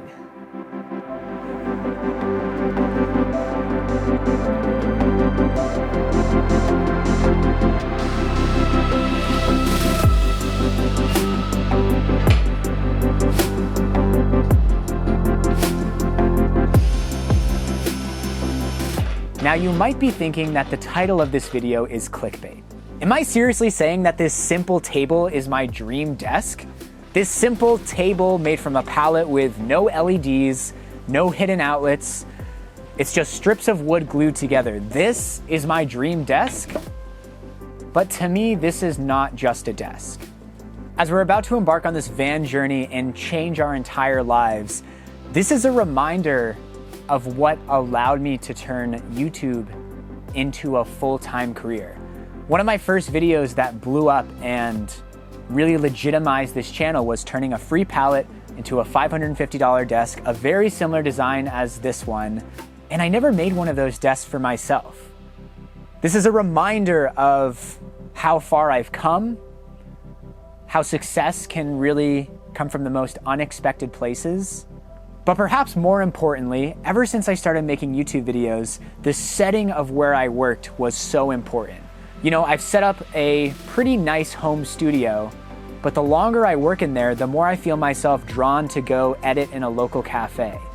And this desk in our van that we'll be using to travel around North America will truly allow me to work from anywhere. In case you're wondering, it's currently October 21st. We're moving out of our apartment in 10 days. And as I'm sitting here in my puffy jacket and hat, looking out on a gloomy gray Ontario fall day, I am so excited to edit a video on this thing sitting on the beaches of California. That's the motivation right now, baby. A few months ago, a local woodworker named David Shaw gave me a stack of beautiful wood scraps for free.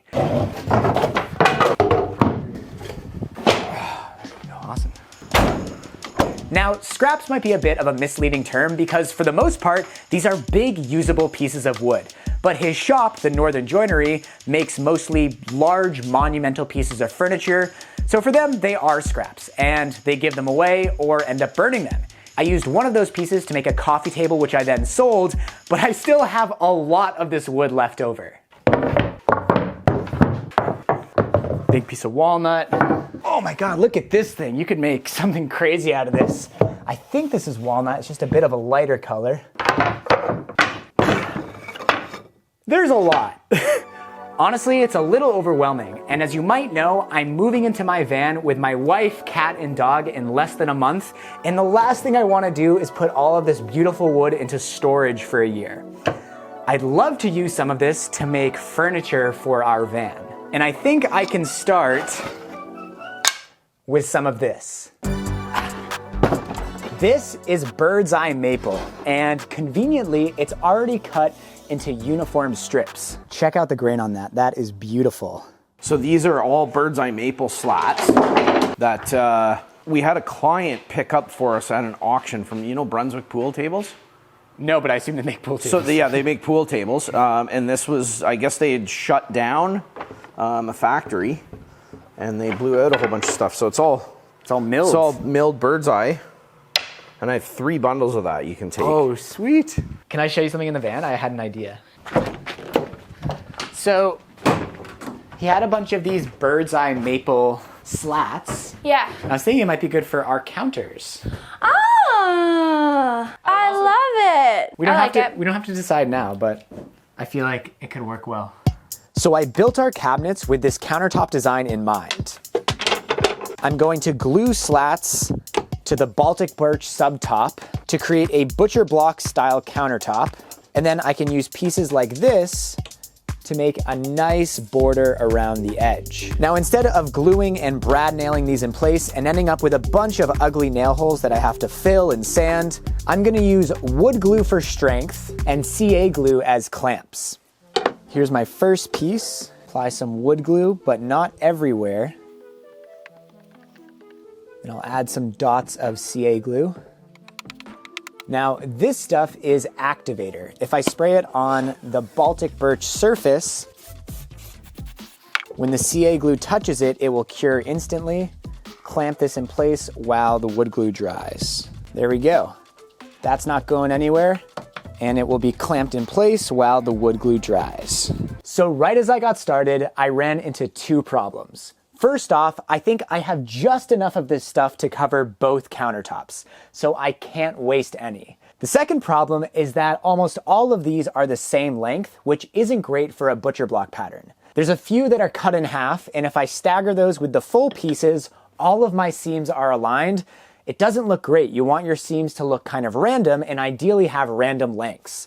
Now I could hang the slats off the edge of the table and then cut it off flush to create my pattern, but again, I have just enough of this stuff, so I want to avoid waste. So I took a bunch of slats and cut them to random lengths. I'm gonna use those pieces to try and create my pattern, and then hopefully I can avoid much waste. Oh, do we have a visitor? Penny's gonna help me finish the countertops.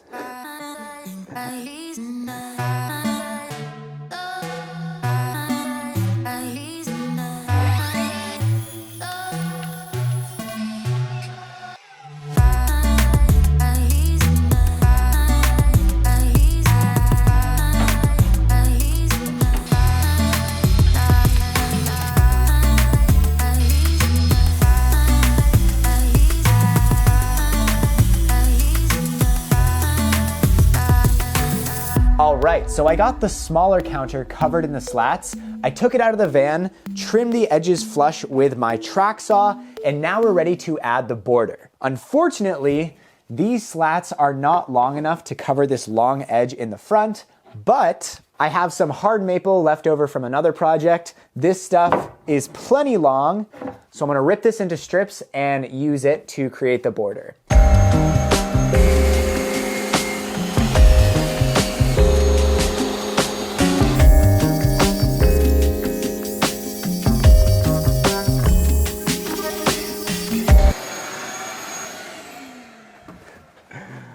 Blew the circuit breaker again.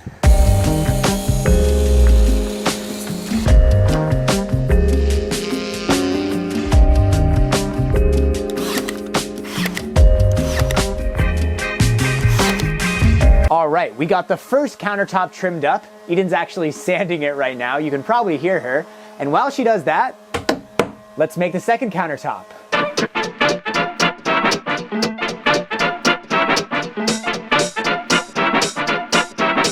Going. Ah, nice, it'll be way easier in here. Better lighting too. Yeah.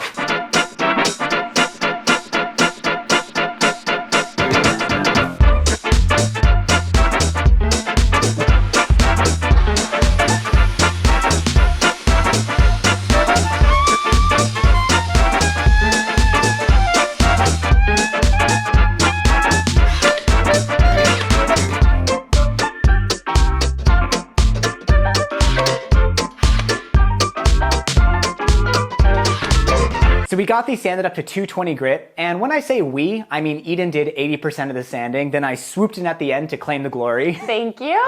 And now we're ready to finish these with TotalBoat Halcyon Clear. This has been our go-to varnish for the van build because it is marine grade, super durable, easy to apply in low VOC.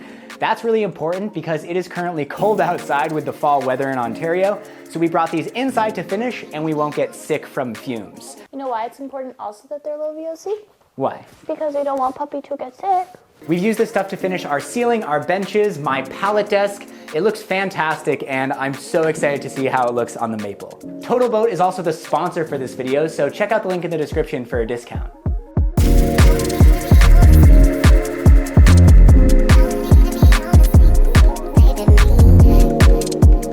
Thank you. You're welcome. We ended up doing 2 coats of gloss, a quick sanding with 220 grit, and then a final top coat with satin. And by we, I mean Eden. She did 90% of the finishing, and it looks so good. Before we put this long counter back in the van, we're gonna cut out holes for our stove and our sink. We've measured these like 10 times, so let's just do it.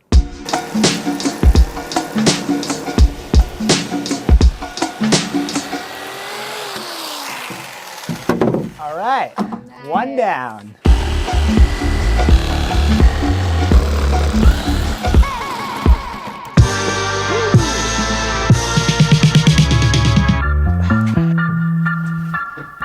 All right, moment of truth.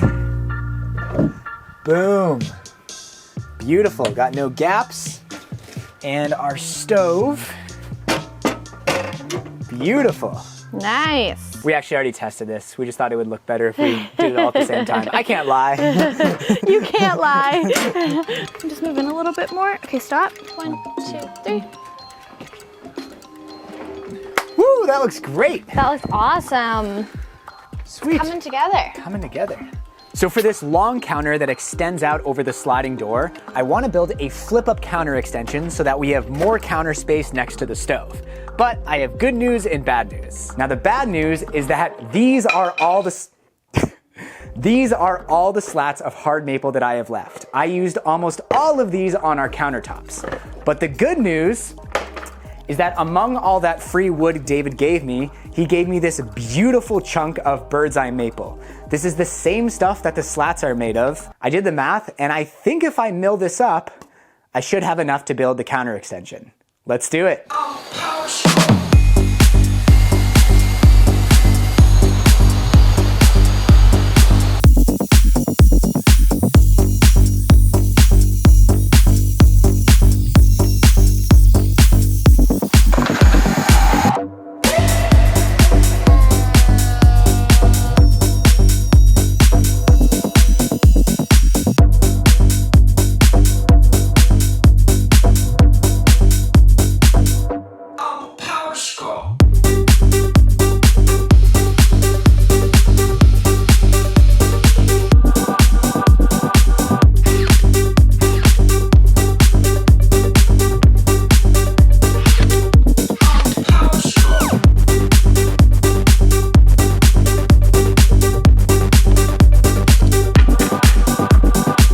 All right, let's see how these $30 Amazon folding shelf brackets work out. All right. Sweet. Let's see how it folds. Woo! That's sweet. Wow, that's like really solid. Amazon coming in clutch. Welcome to my crib. Would you like to see my adjustable countertop? Yes. Okay. Ooh, that's Voila. nice. And you can totally still get in and out. Out. In. This is awesome. Good job, you. And don't worry, we are eventually gonna paint our cabinets, just probably once around the road. Actually, definitely once around the road. Oh, this is so good. You did such a good job. I thought this bracket was gonna be way worse, but it's like really solid. So satisfying. This is so much more fun than cleaning up the laundry detergent spill that's all over our closet right now. Thank you for including me. You're welcome. So we still have a good amount of this wood left, and I think I have enough to build our dining table, which will double as the base of our bed. Now we have this beautiful walnut, but I kind of want to stick with this maple colored theme, and I have this piece, very clear, beautiful piece of maple, and this spalted guy. And I think the 2 of these should be enough wood to build a dining table that's about 40 inches long and 24 inches wide. We're moving out of this apartment in 4 days though, so let's see if I can get this done before we leave.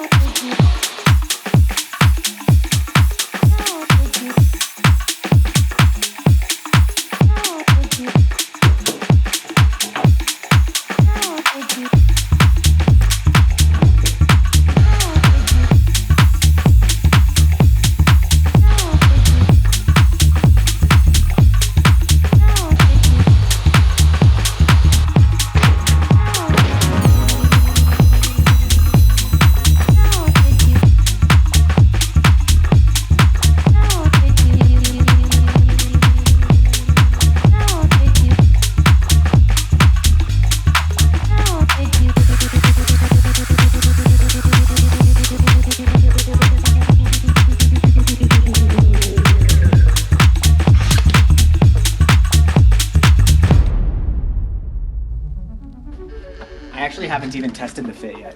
Uh-oh.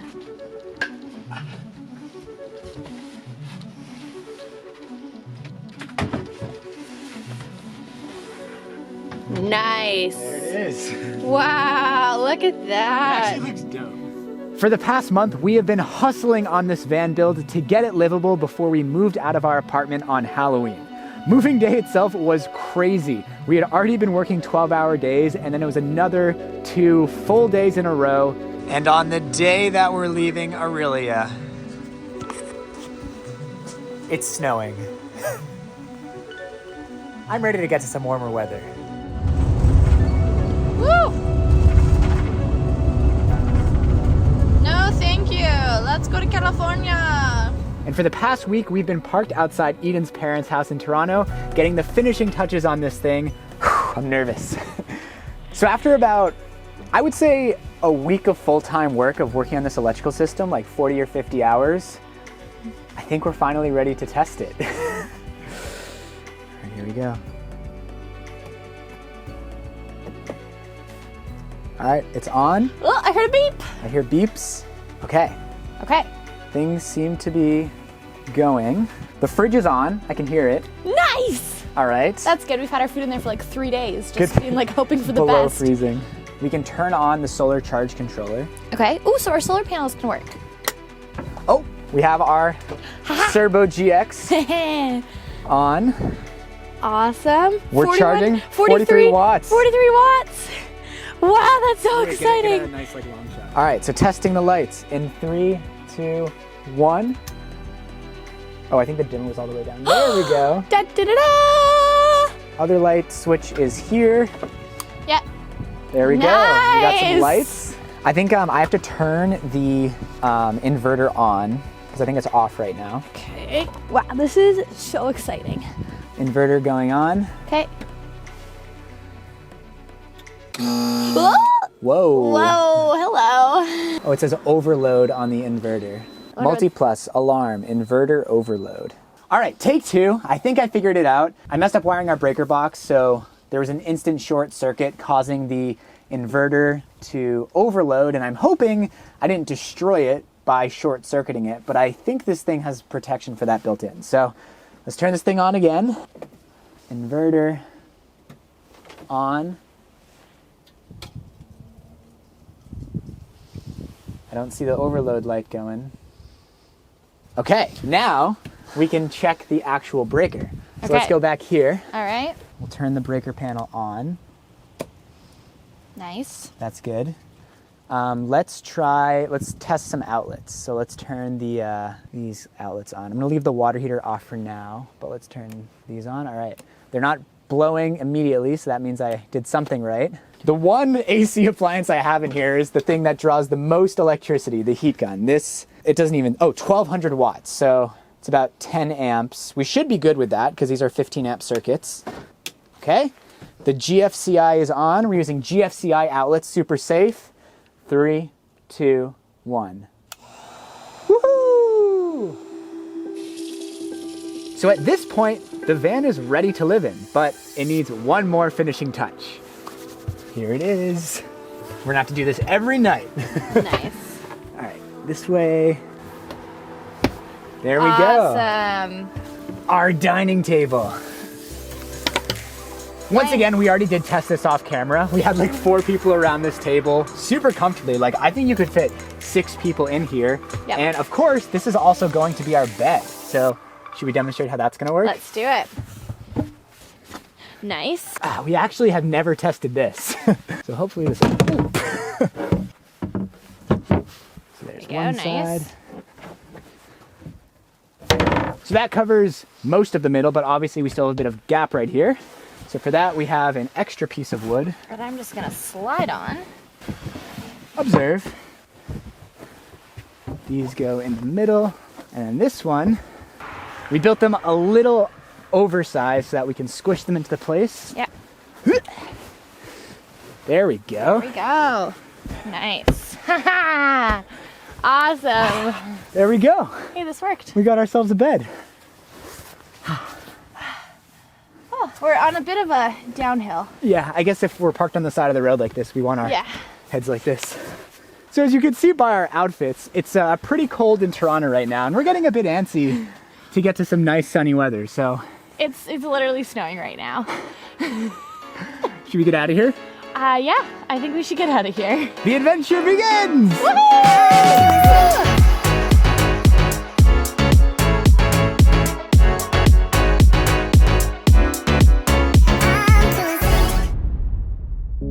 For the past 10 days, we've been living full-time in our unfinished camper van, which means that we're quickly finding all the problems with our build.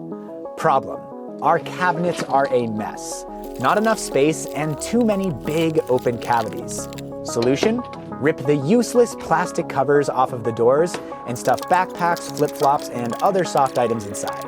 Eventually, build proper wooden inserts.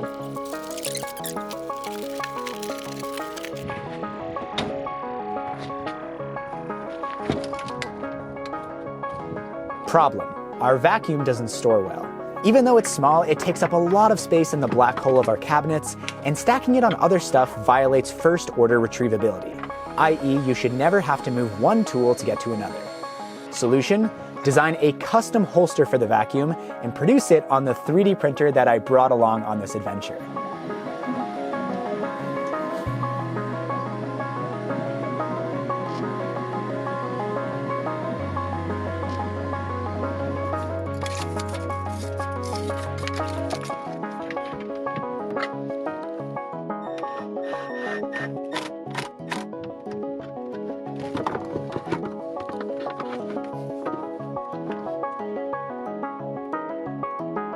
Problem: we have nowhere to hang our wet dish towels. Solution: do way too much research on towel bars, find the perfect one on Amazon, buy it, install it in what you think is the perfect location, realize it's terrible, and then reinstall it in the truly perfect location.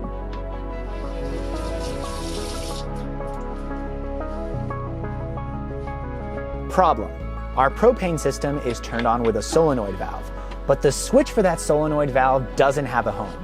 It's just hanging loose under the stove in the depths of the cabinet, and it's a pain to fish it out every time you want to turn on the gas. Solution: design a 3D printed switch holder that mounts to the underside of the stove.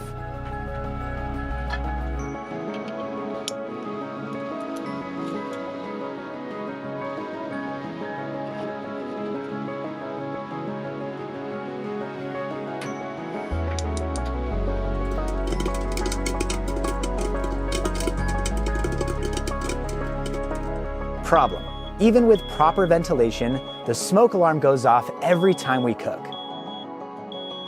Solution: take it down while cooking. Sometimes the best solutions are the simple ones. Problem: the electrical system for the living quarters of our van lives in one of our benches. That holds 2 big batteries, which powers our refrigerator, lights, ventilation fan, 3D printer, outlets. And those batteries are charged in 2 ways. The first is through solar panels that are mounted to the roof of the van. And the second way is through an alternator charger. That takes energy from the van's engine and uses it to charge our batteries. But when that alternator charger is running, it generates a lot of heat, which decreases the efficiency of everything in the electrical box.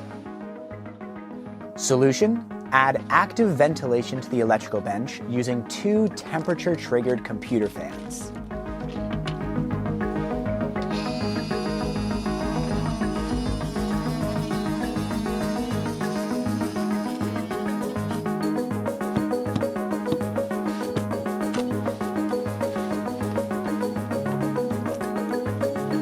Problem: there's no way to mount the computer fans to the electrical bench. Solution: design custom 3D printed fan shrouds.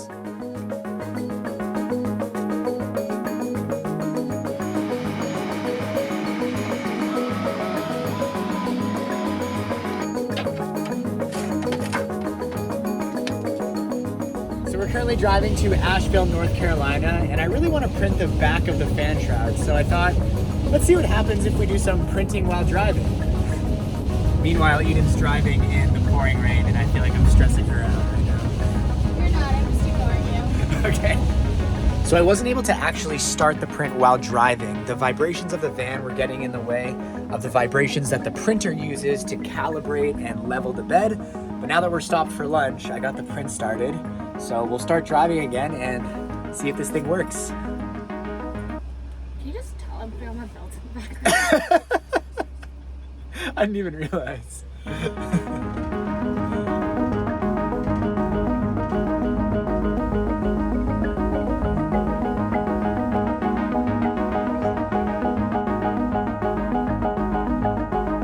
All right, the print is done, and it seems to have worked out pretty well. It's not perfect, but pretty good for printing while driving.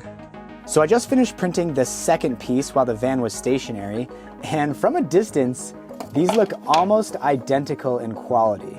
It's only when you get up close, you can see these kind of wavy layer lines. This is the one that printed while the van was moving, and this is the one that printed while the van was stationary. Much cleaner, but from a distance, virtually identical.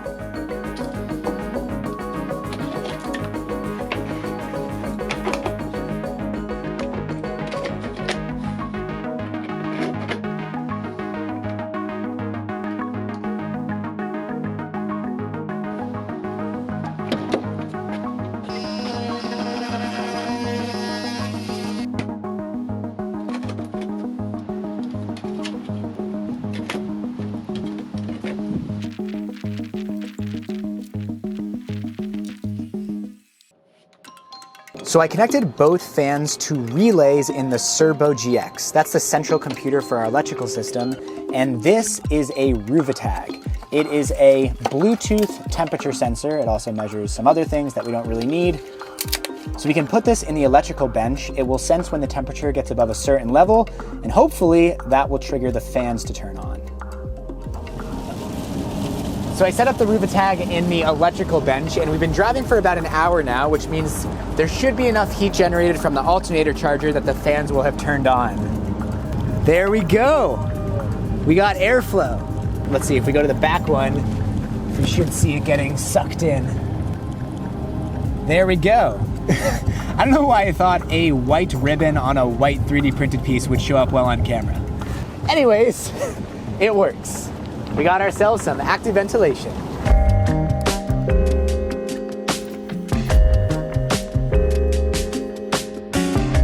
Problem: we have an outdoor shower attachment for our sink, but the little clip that comes with the shower head just straight up doesn't work with it. Solution: use a squeezy clamp. These little guys are truly one of the unsung heroes of our van.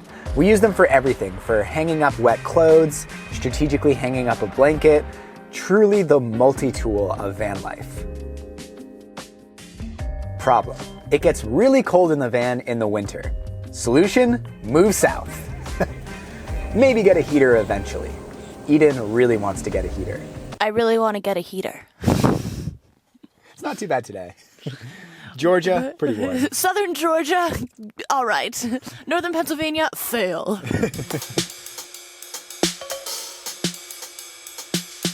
Problem: our fridge slides out when we take hard left turns, even with a bungee cord, and you can't pull it out enough to open it fully.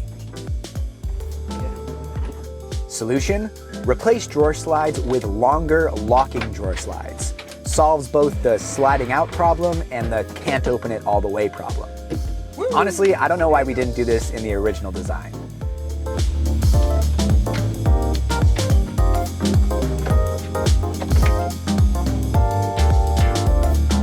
Problem. The heavy drawers that hold our plates, bowls, pots, pans, and other kitchen equipment slam out when we take hard right turns. Solution? Well, this one wasn't so obvious.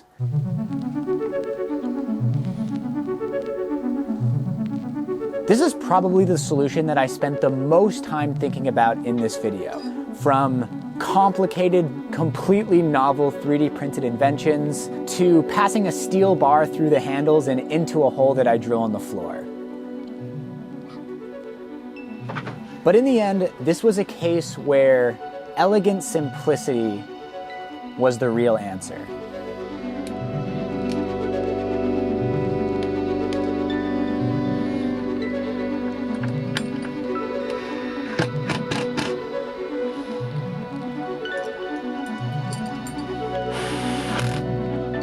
The truck strap gets rid of the issue with the bungee cord in that, being elastic, it easily slid open when all the weight from the pots and pans went flying into the drawer fronts.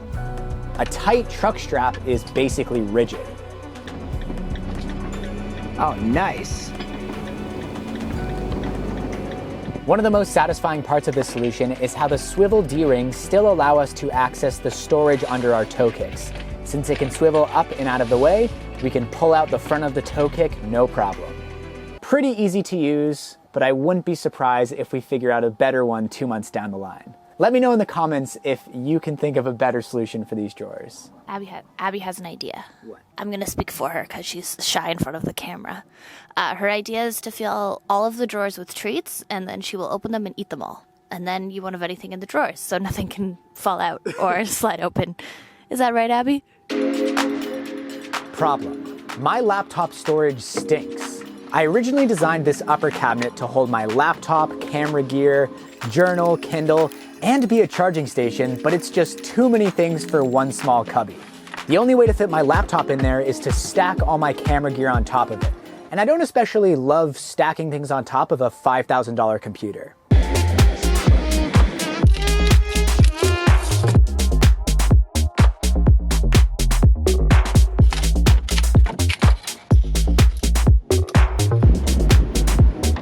Solution? Design a custom 3D printed holder for my laptop that bypasses the cabinets altogether. This allows me to store my laptop vertically right next to my workstation where I use it the most and free up valuable cabinet space.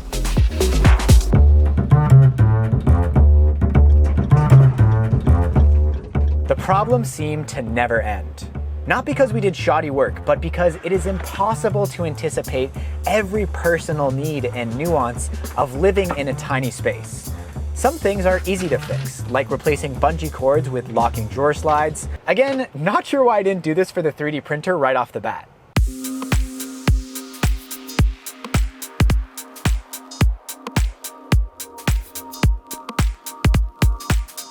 But some, like the continued need for organization, rattling cabinets while driving, figuring out how to hold up our upper cabinets instead of using our heads, and the fact that our sink just randomly became unseated a few days ago, will require a bit more thought.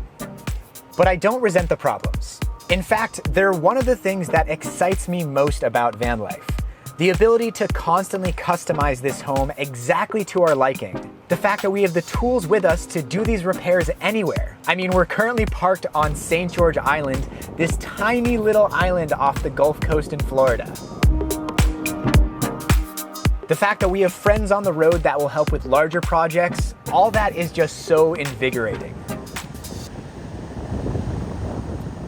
Right before we moved into the van, I had this revelation that this is the first place I've lived that I've actually owned.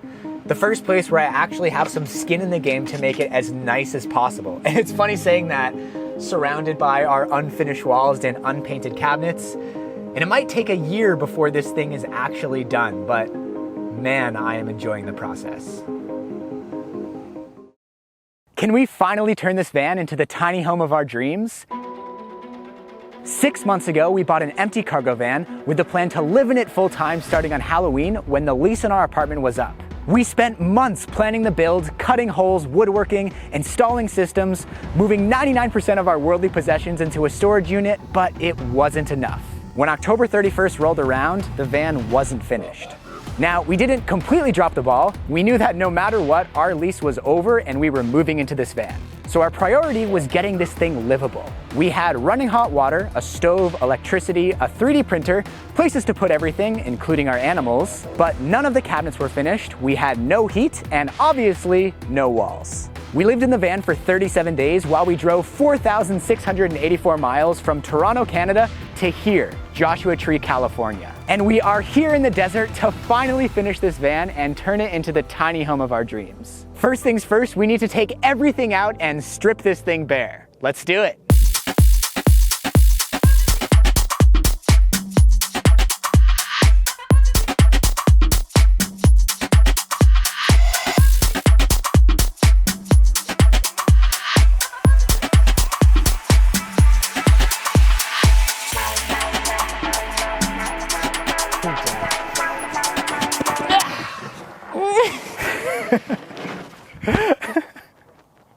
I hope that was caught on camera. All right, end of day one, and the van is looking kind of like it did 6 weeks ago, which is a little scary, but we accomplished our goal. We cleared out everything that we have to paint and finish, so tomorrow we should be able to hit it with gusto. But for now, obviously this place is a mess, so we gotta clean up, eat some dinner, and we'll see you tomorrow. Ugh. We got the van somewhat livable last night to the point where we can sleep in here and we got all our clothes and food inside, but it is straight chaos in here right now. I'm really excited to get this place feeling like a home again. Let's start sanding.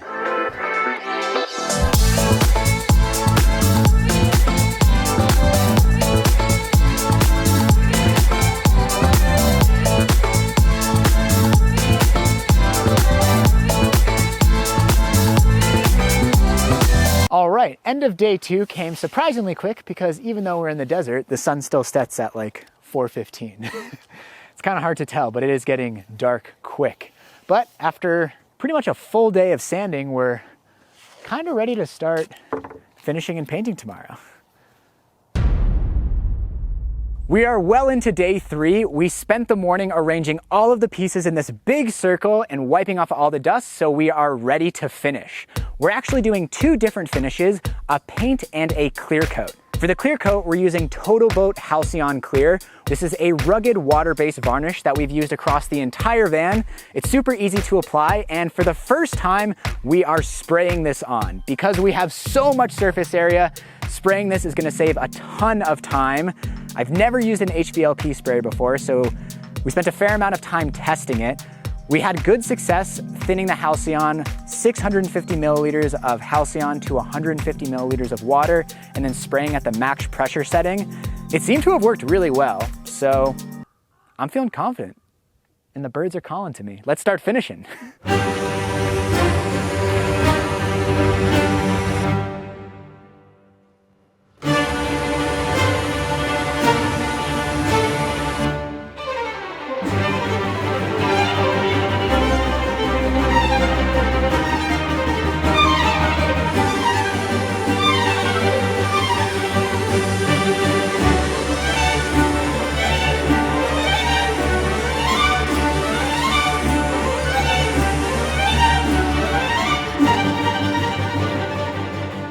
Day three drawing to a close, once again finishing just as the sun is setting. It's only like 3:50, but it's already going over the mountains.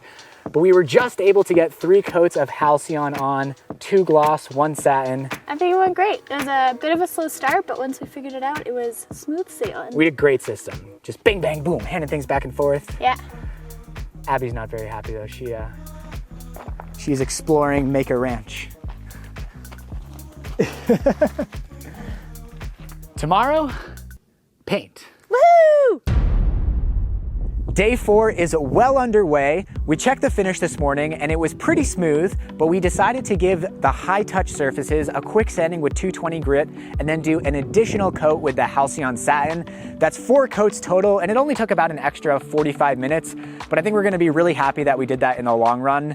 We spent the rest of the morning adjusting our masking for painting, and since we have a relatively small amount of painting to do, we're actually just gonna roll it on. Spraying on is great if you have a large surface area, but it takes a lot of prep. We're only really painting our drawer fronts and exposed sides of the cabinets. We're going to do a coat of primer and 2 coats of paint in, what's the color, Eden? Farmhouse Fresh? Fresh Meadow? Fresh Meadow, Farmhouse Sage, Meadow Fresh. Green, hippie, yay, love. It's like a light sage green. I think it's gonna look really good. Let's get to it. Woo!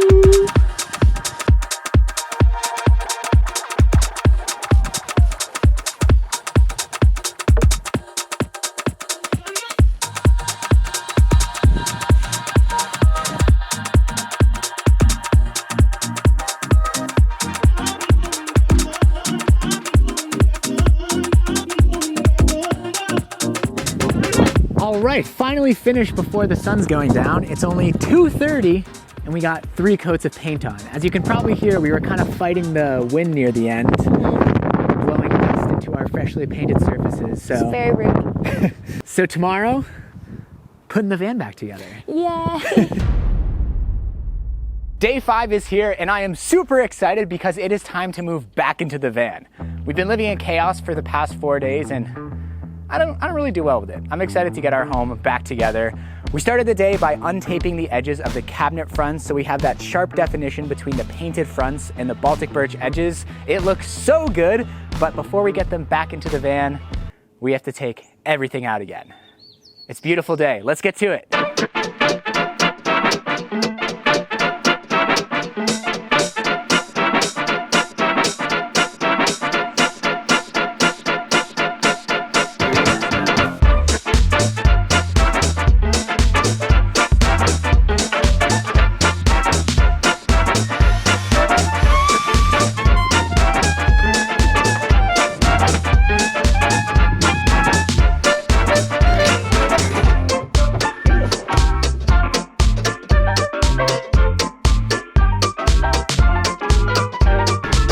Today was the first day since we've been here that we actually worked into the night. It was just so satisfying getting everything back into the van.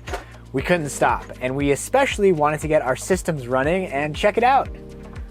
We got propane, we're cooking again, or Eden's cooking. We got some running water, so we no longer have to use Ben and Jesse's kitchen, although it was much appreciated. And check out this green, it looks so good. I know it still looks very unfinished in here because we still need to put up our walls. That's the project tomorrow, but at 8 p.m. we're finally done for the day. See you in the morning. Day 6 is off to a rip-roaring start. Eden primed our wall panels. That's just some thin 1/8-inch plywood. And while she was working on that, I reinstalled all of the cabinet fronts. It looks so good. I am so pumped with the green, and it's gonna look even better against our white walls. Now, while Eden was priming, I also ran some wiring for our under cabinet lights, since once we put up the wall panels, we won't be able to run wiring anymore. Now, if we were smart, we would have put all of our wall panels in before we installed the cabinets, so we could just put in big rectangles. But our timeline didn't quite work out that way.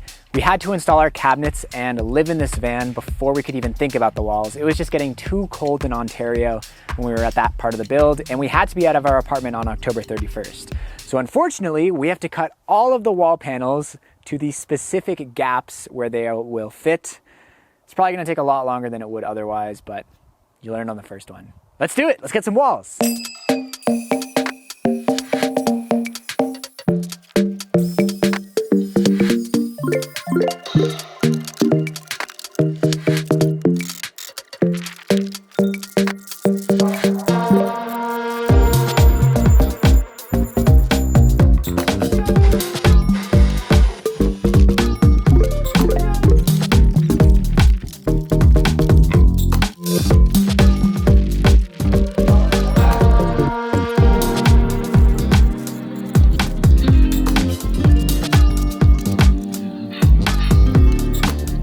just as quickly as it came, day 6 is drawing to a close. You can see the sun setting over the mountains right there, and I'm happy with what we got done.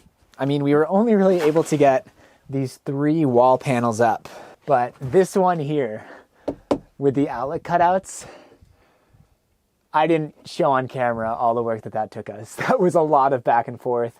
I've never done drywall before. Eden learned how to spackle today, and I'm really happy with it.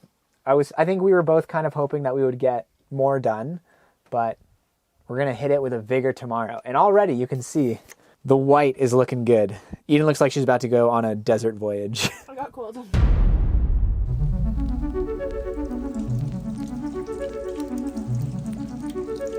So apparently it does rain in the desert, which put a bit of a damper on our plans this morning, but it's 10:20 a.m. and the sun's starting to come out. There are still some pretty scary clouds on the horizon, but all the more reason to work fast. I think we can finish the walls today. You feeling good, Eden? What? Yes, that's what I was gonna say. That I thought you were gonna be like, that's not realistic. But yeah, I'm ready to finish the walls.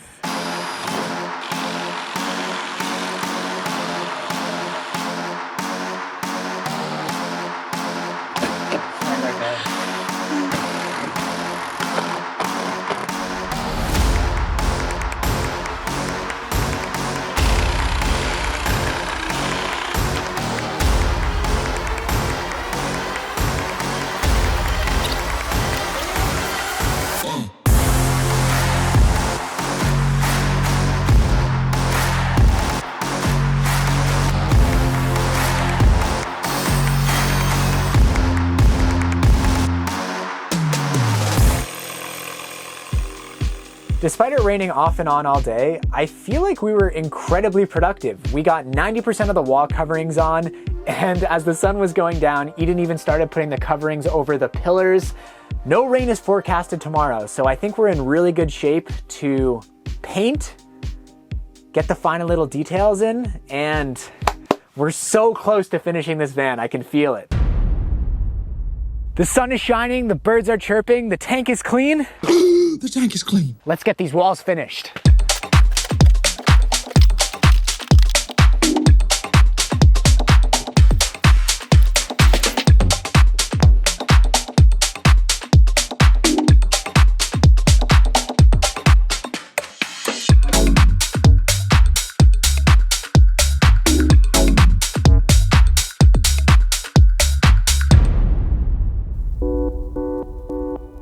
After 8 days in Joshua Tree, we decided it was time to move on.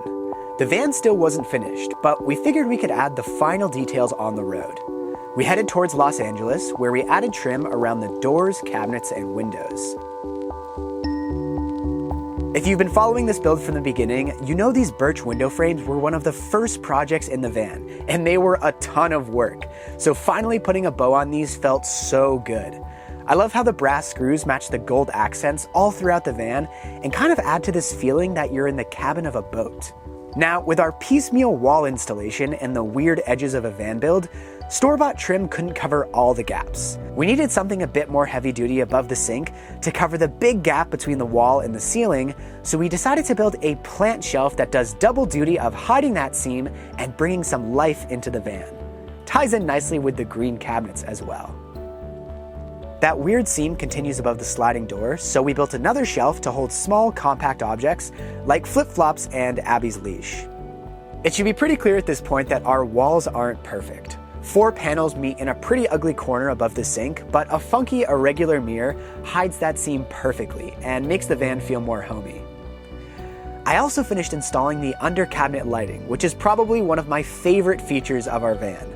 The pot lights in the ceiling are nice, but these strip lights are so cozy and are a great way to break the living space into zones. Having discrete lighting areas makes the van feel more like an apartment with multiple rooms. I also added a strip above my workstation, which is great if I want to work late at night or early in the morning while Eden's still asleep. And as crazy as it feels, the van is kind of done. After 6 months and hundreds of hours of work, this place is finally the home of our dreams. And it feels so good. I love how much light there is in here. the green and the white. It feels so cozy while being bright and clean and comfortable. It really is, I think, everything we wanted. Now, done is a dangerous word. There's still a bunch of little projects that we want to do. We even started installing a diesel heater before we came here to Baja California, but we ran into a little problem with the installation, and then we realized we don't really need a heater while we're in Mexico. So we'll finish that while we're back north. We want to build a spice rack. We want to add some inserts onto the doors for extra storage. Lots of little storage solutions that we want to add. I don't know, Eden, I'm probably missing something. You have a list, right? An espresso maker? Oh, espresso machine. I want to make a 3D printed storage solution for our Starlink so it's not just rattling around the back of the van while we're driving. I'd love to add some external storage boxes to the back doors or maybe the roof so I can take more tools on the road. But I feel like at this point, it's just the little projects that you would have in a house. The bones of this place, the things that really make it feel like a finished home are done. And just being able to live in here after all that time we spent planning, it's kind of wild to see it come to fruition. But so good. If you would like to see what we're up to behind the scenes, you can gain exclusive access to the behind the scenes Instagram page and my private Discord community by supporting this channel on Patreon.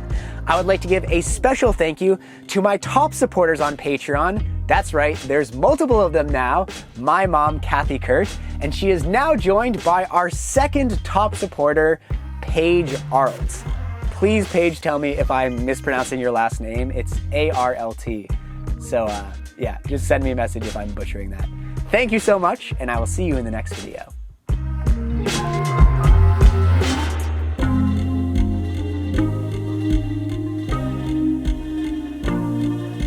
If you're still watching this video, then congratulations, give yourself a huge pat on the back because you just made it through an absolute marathon.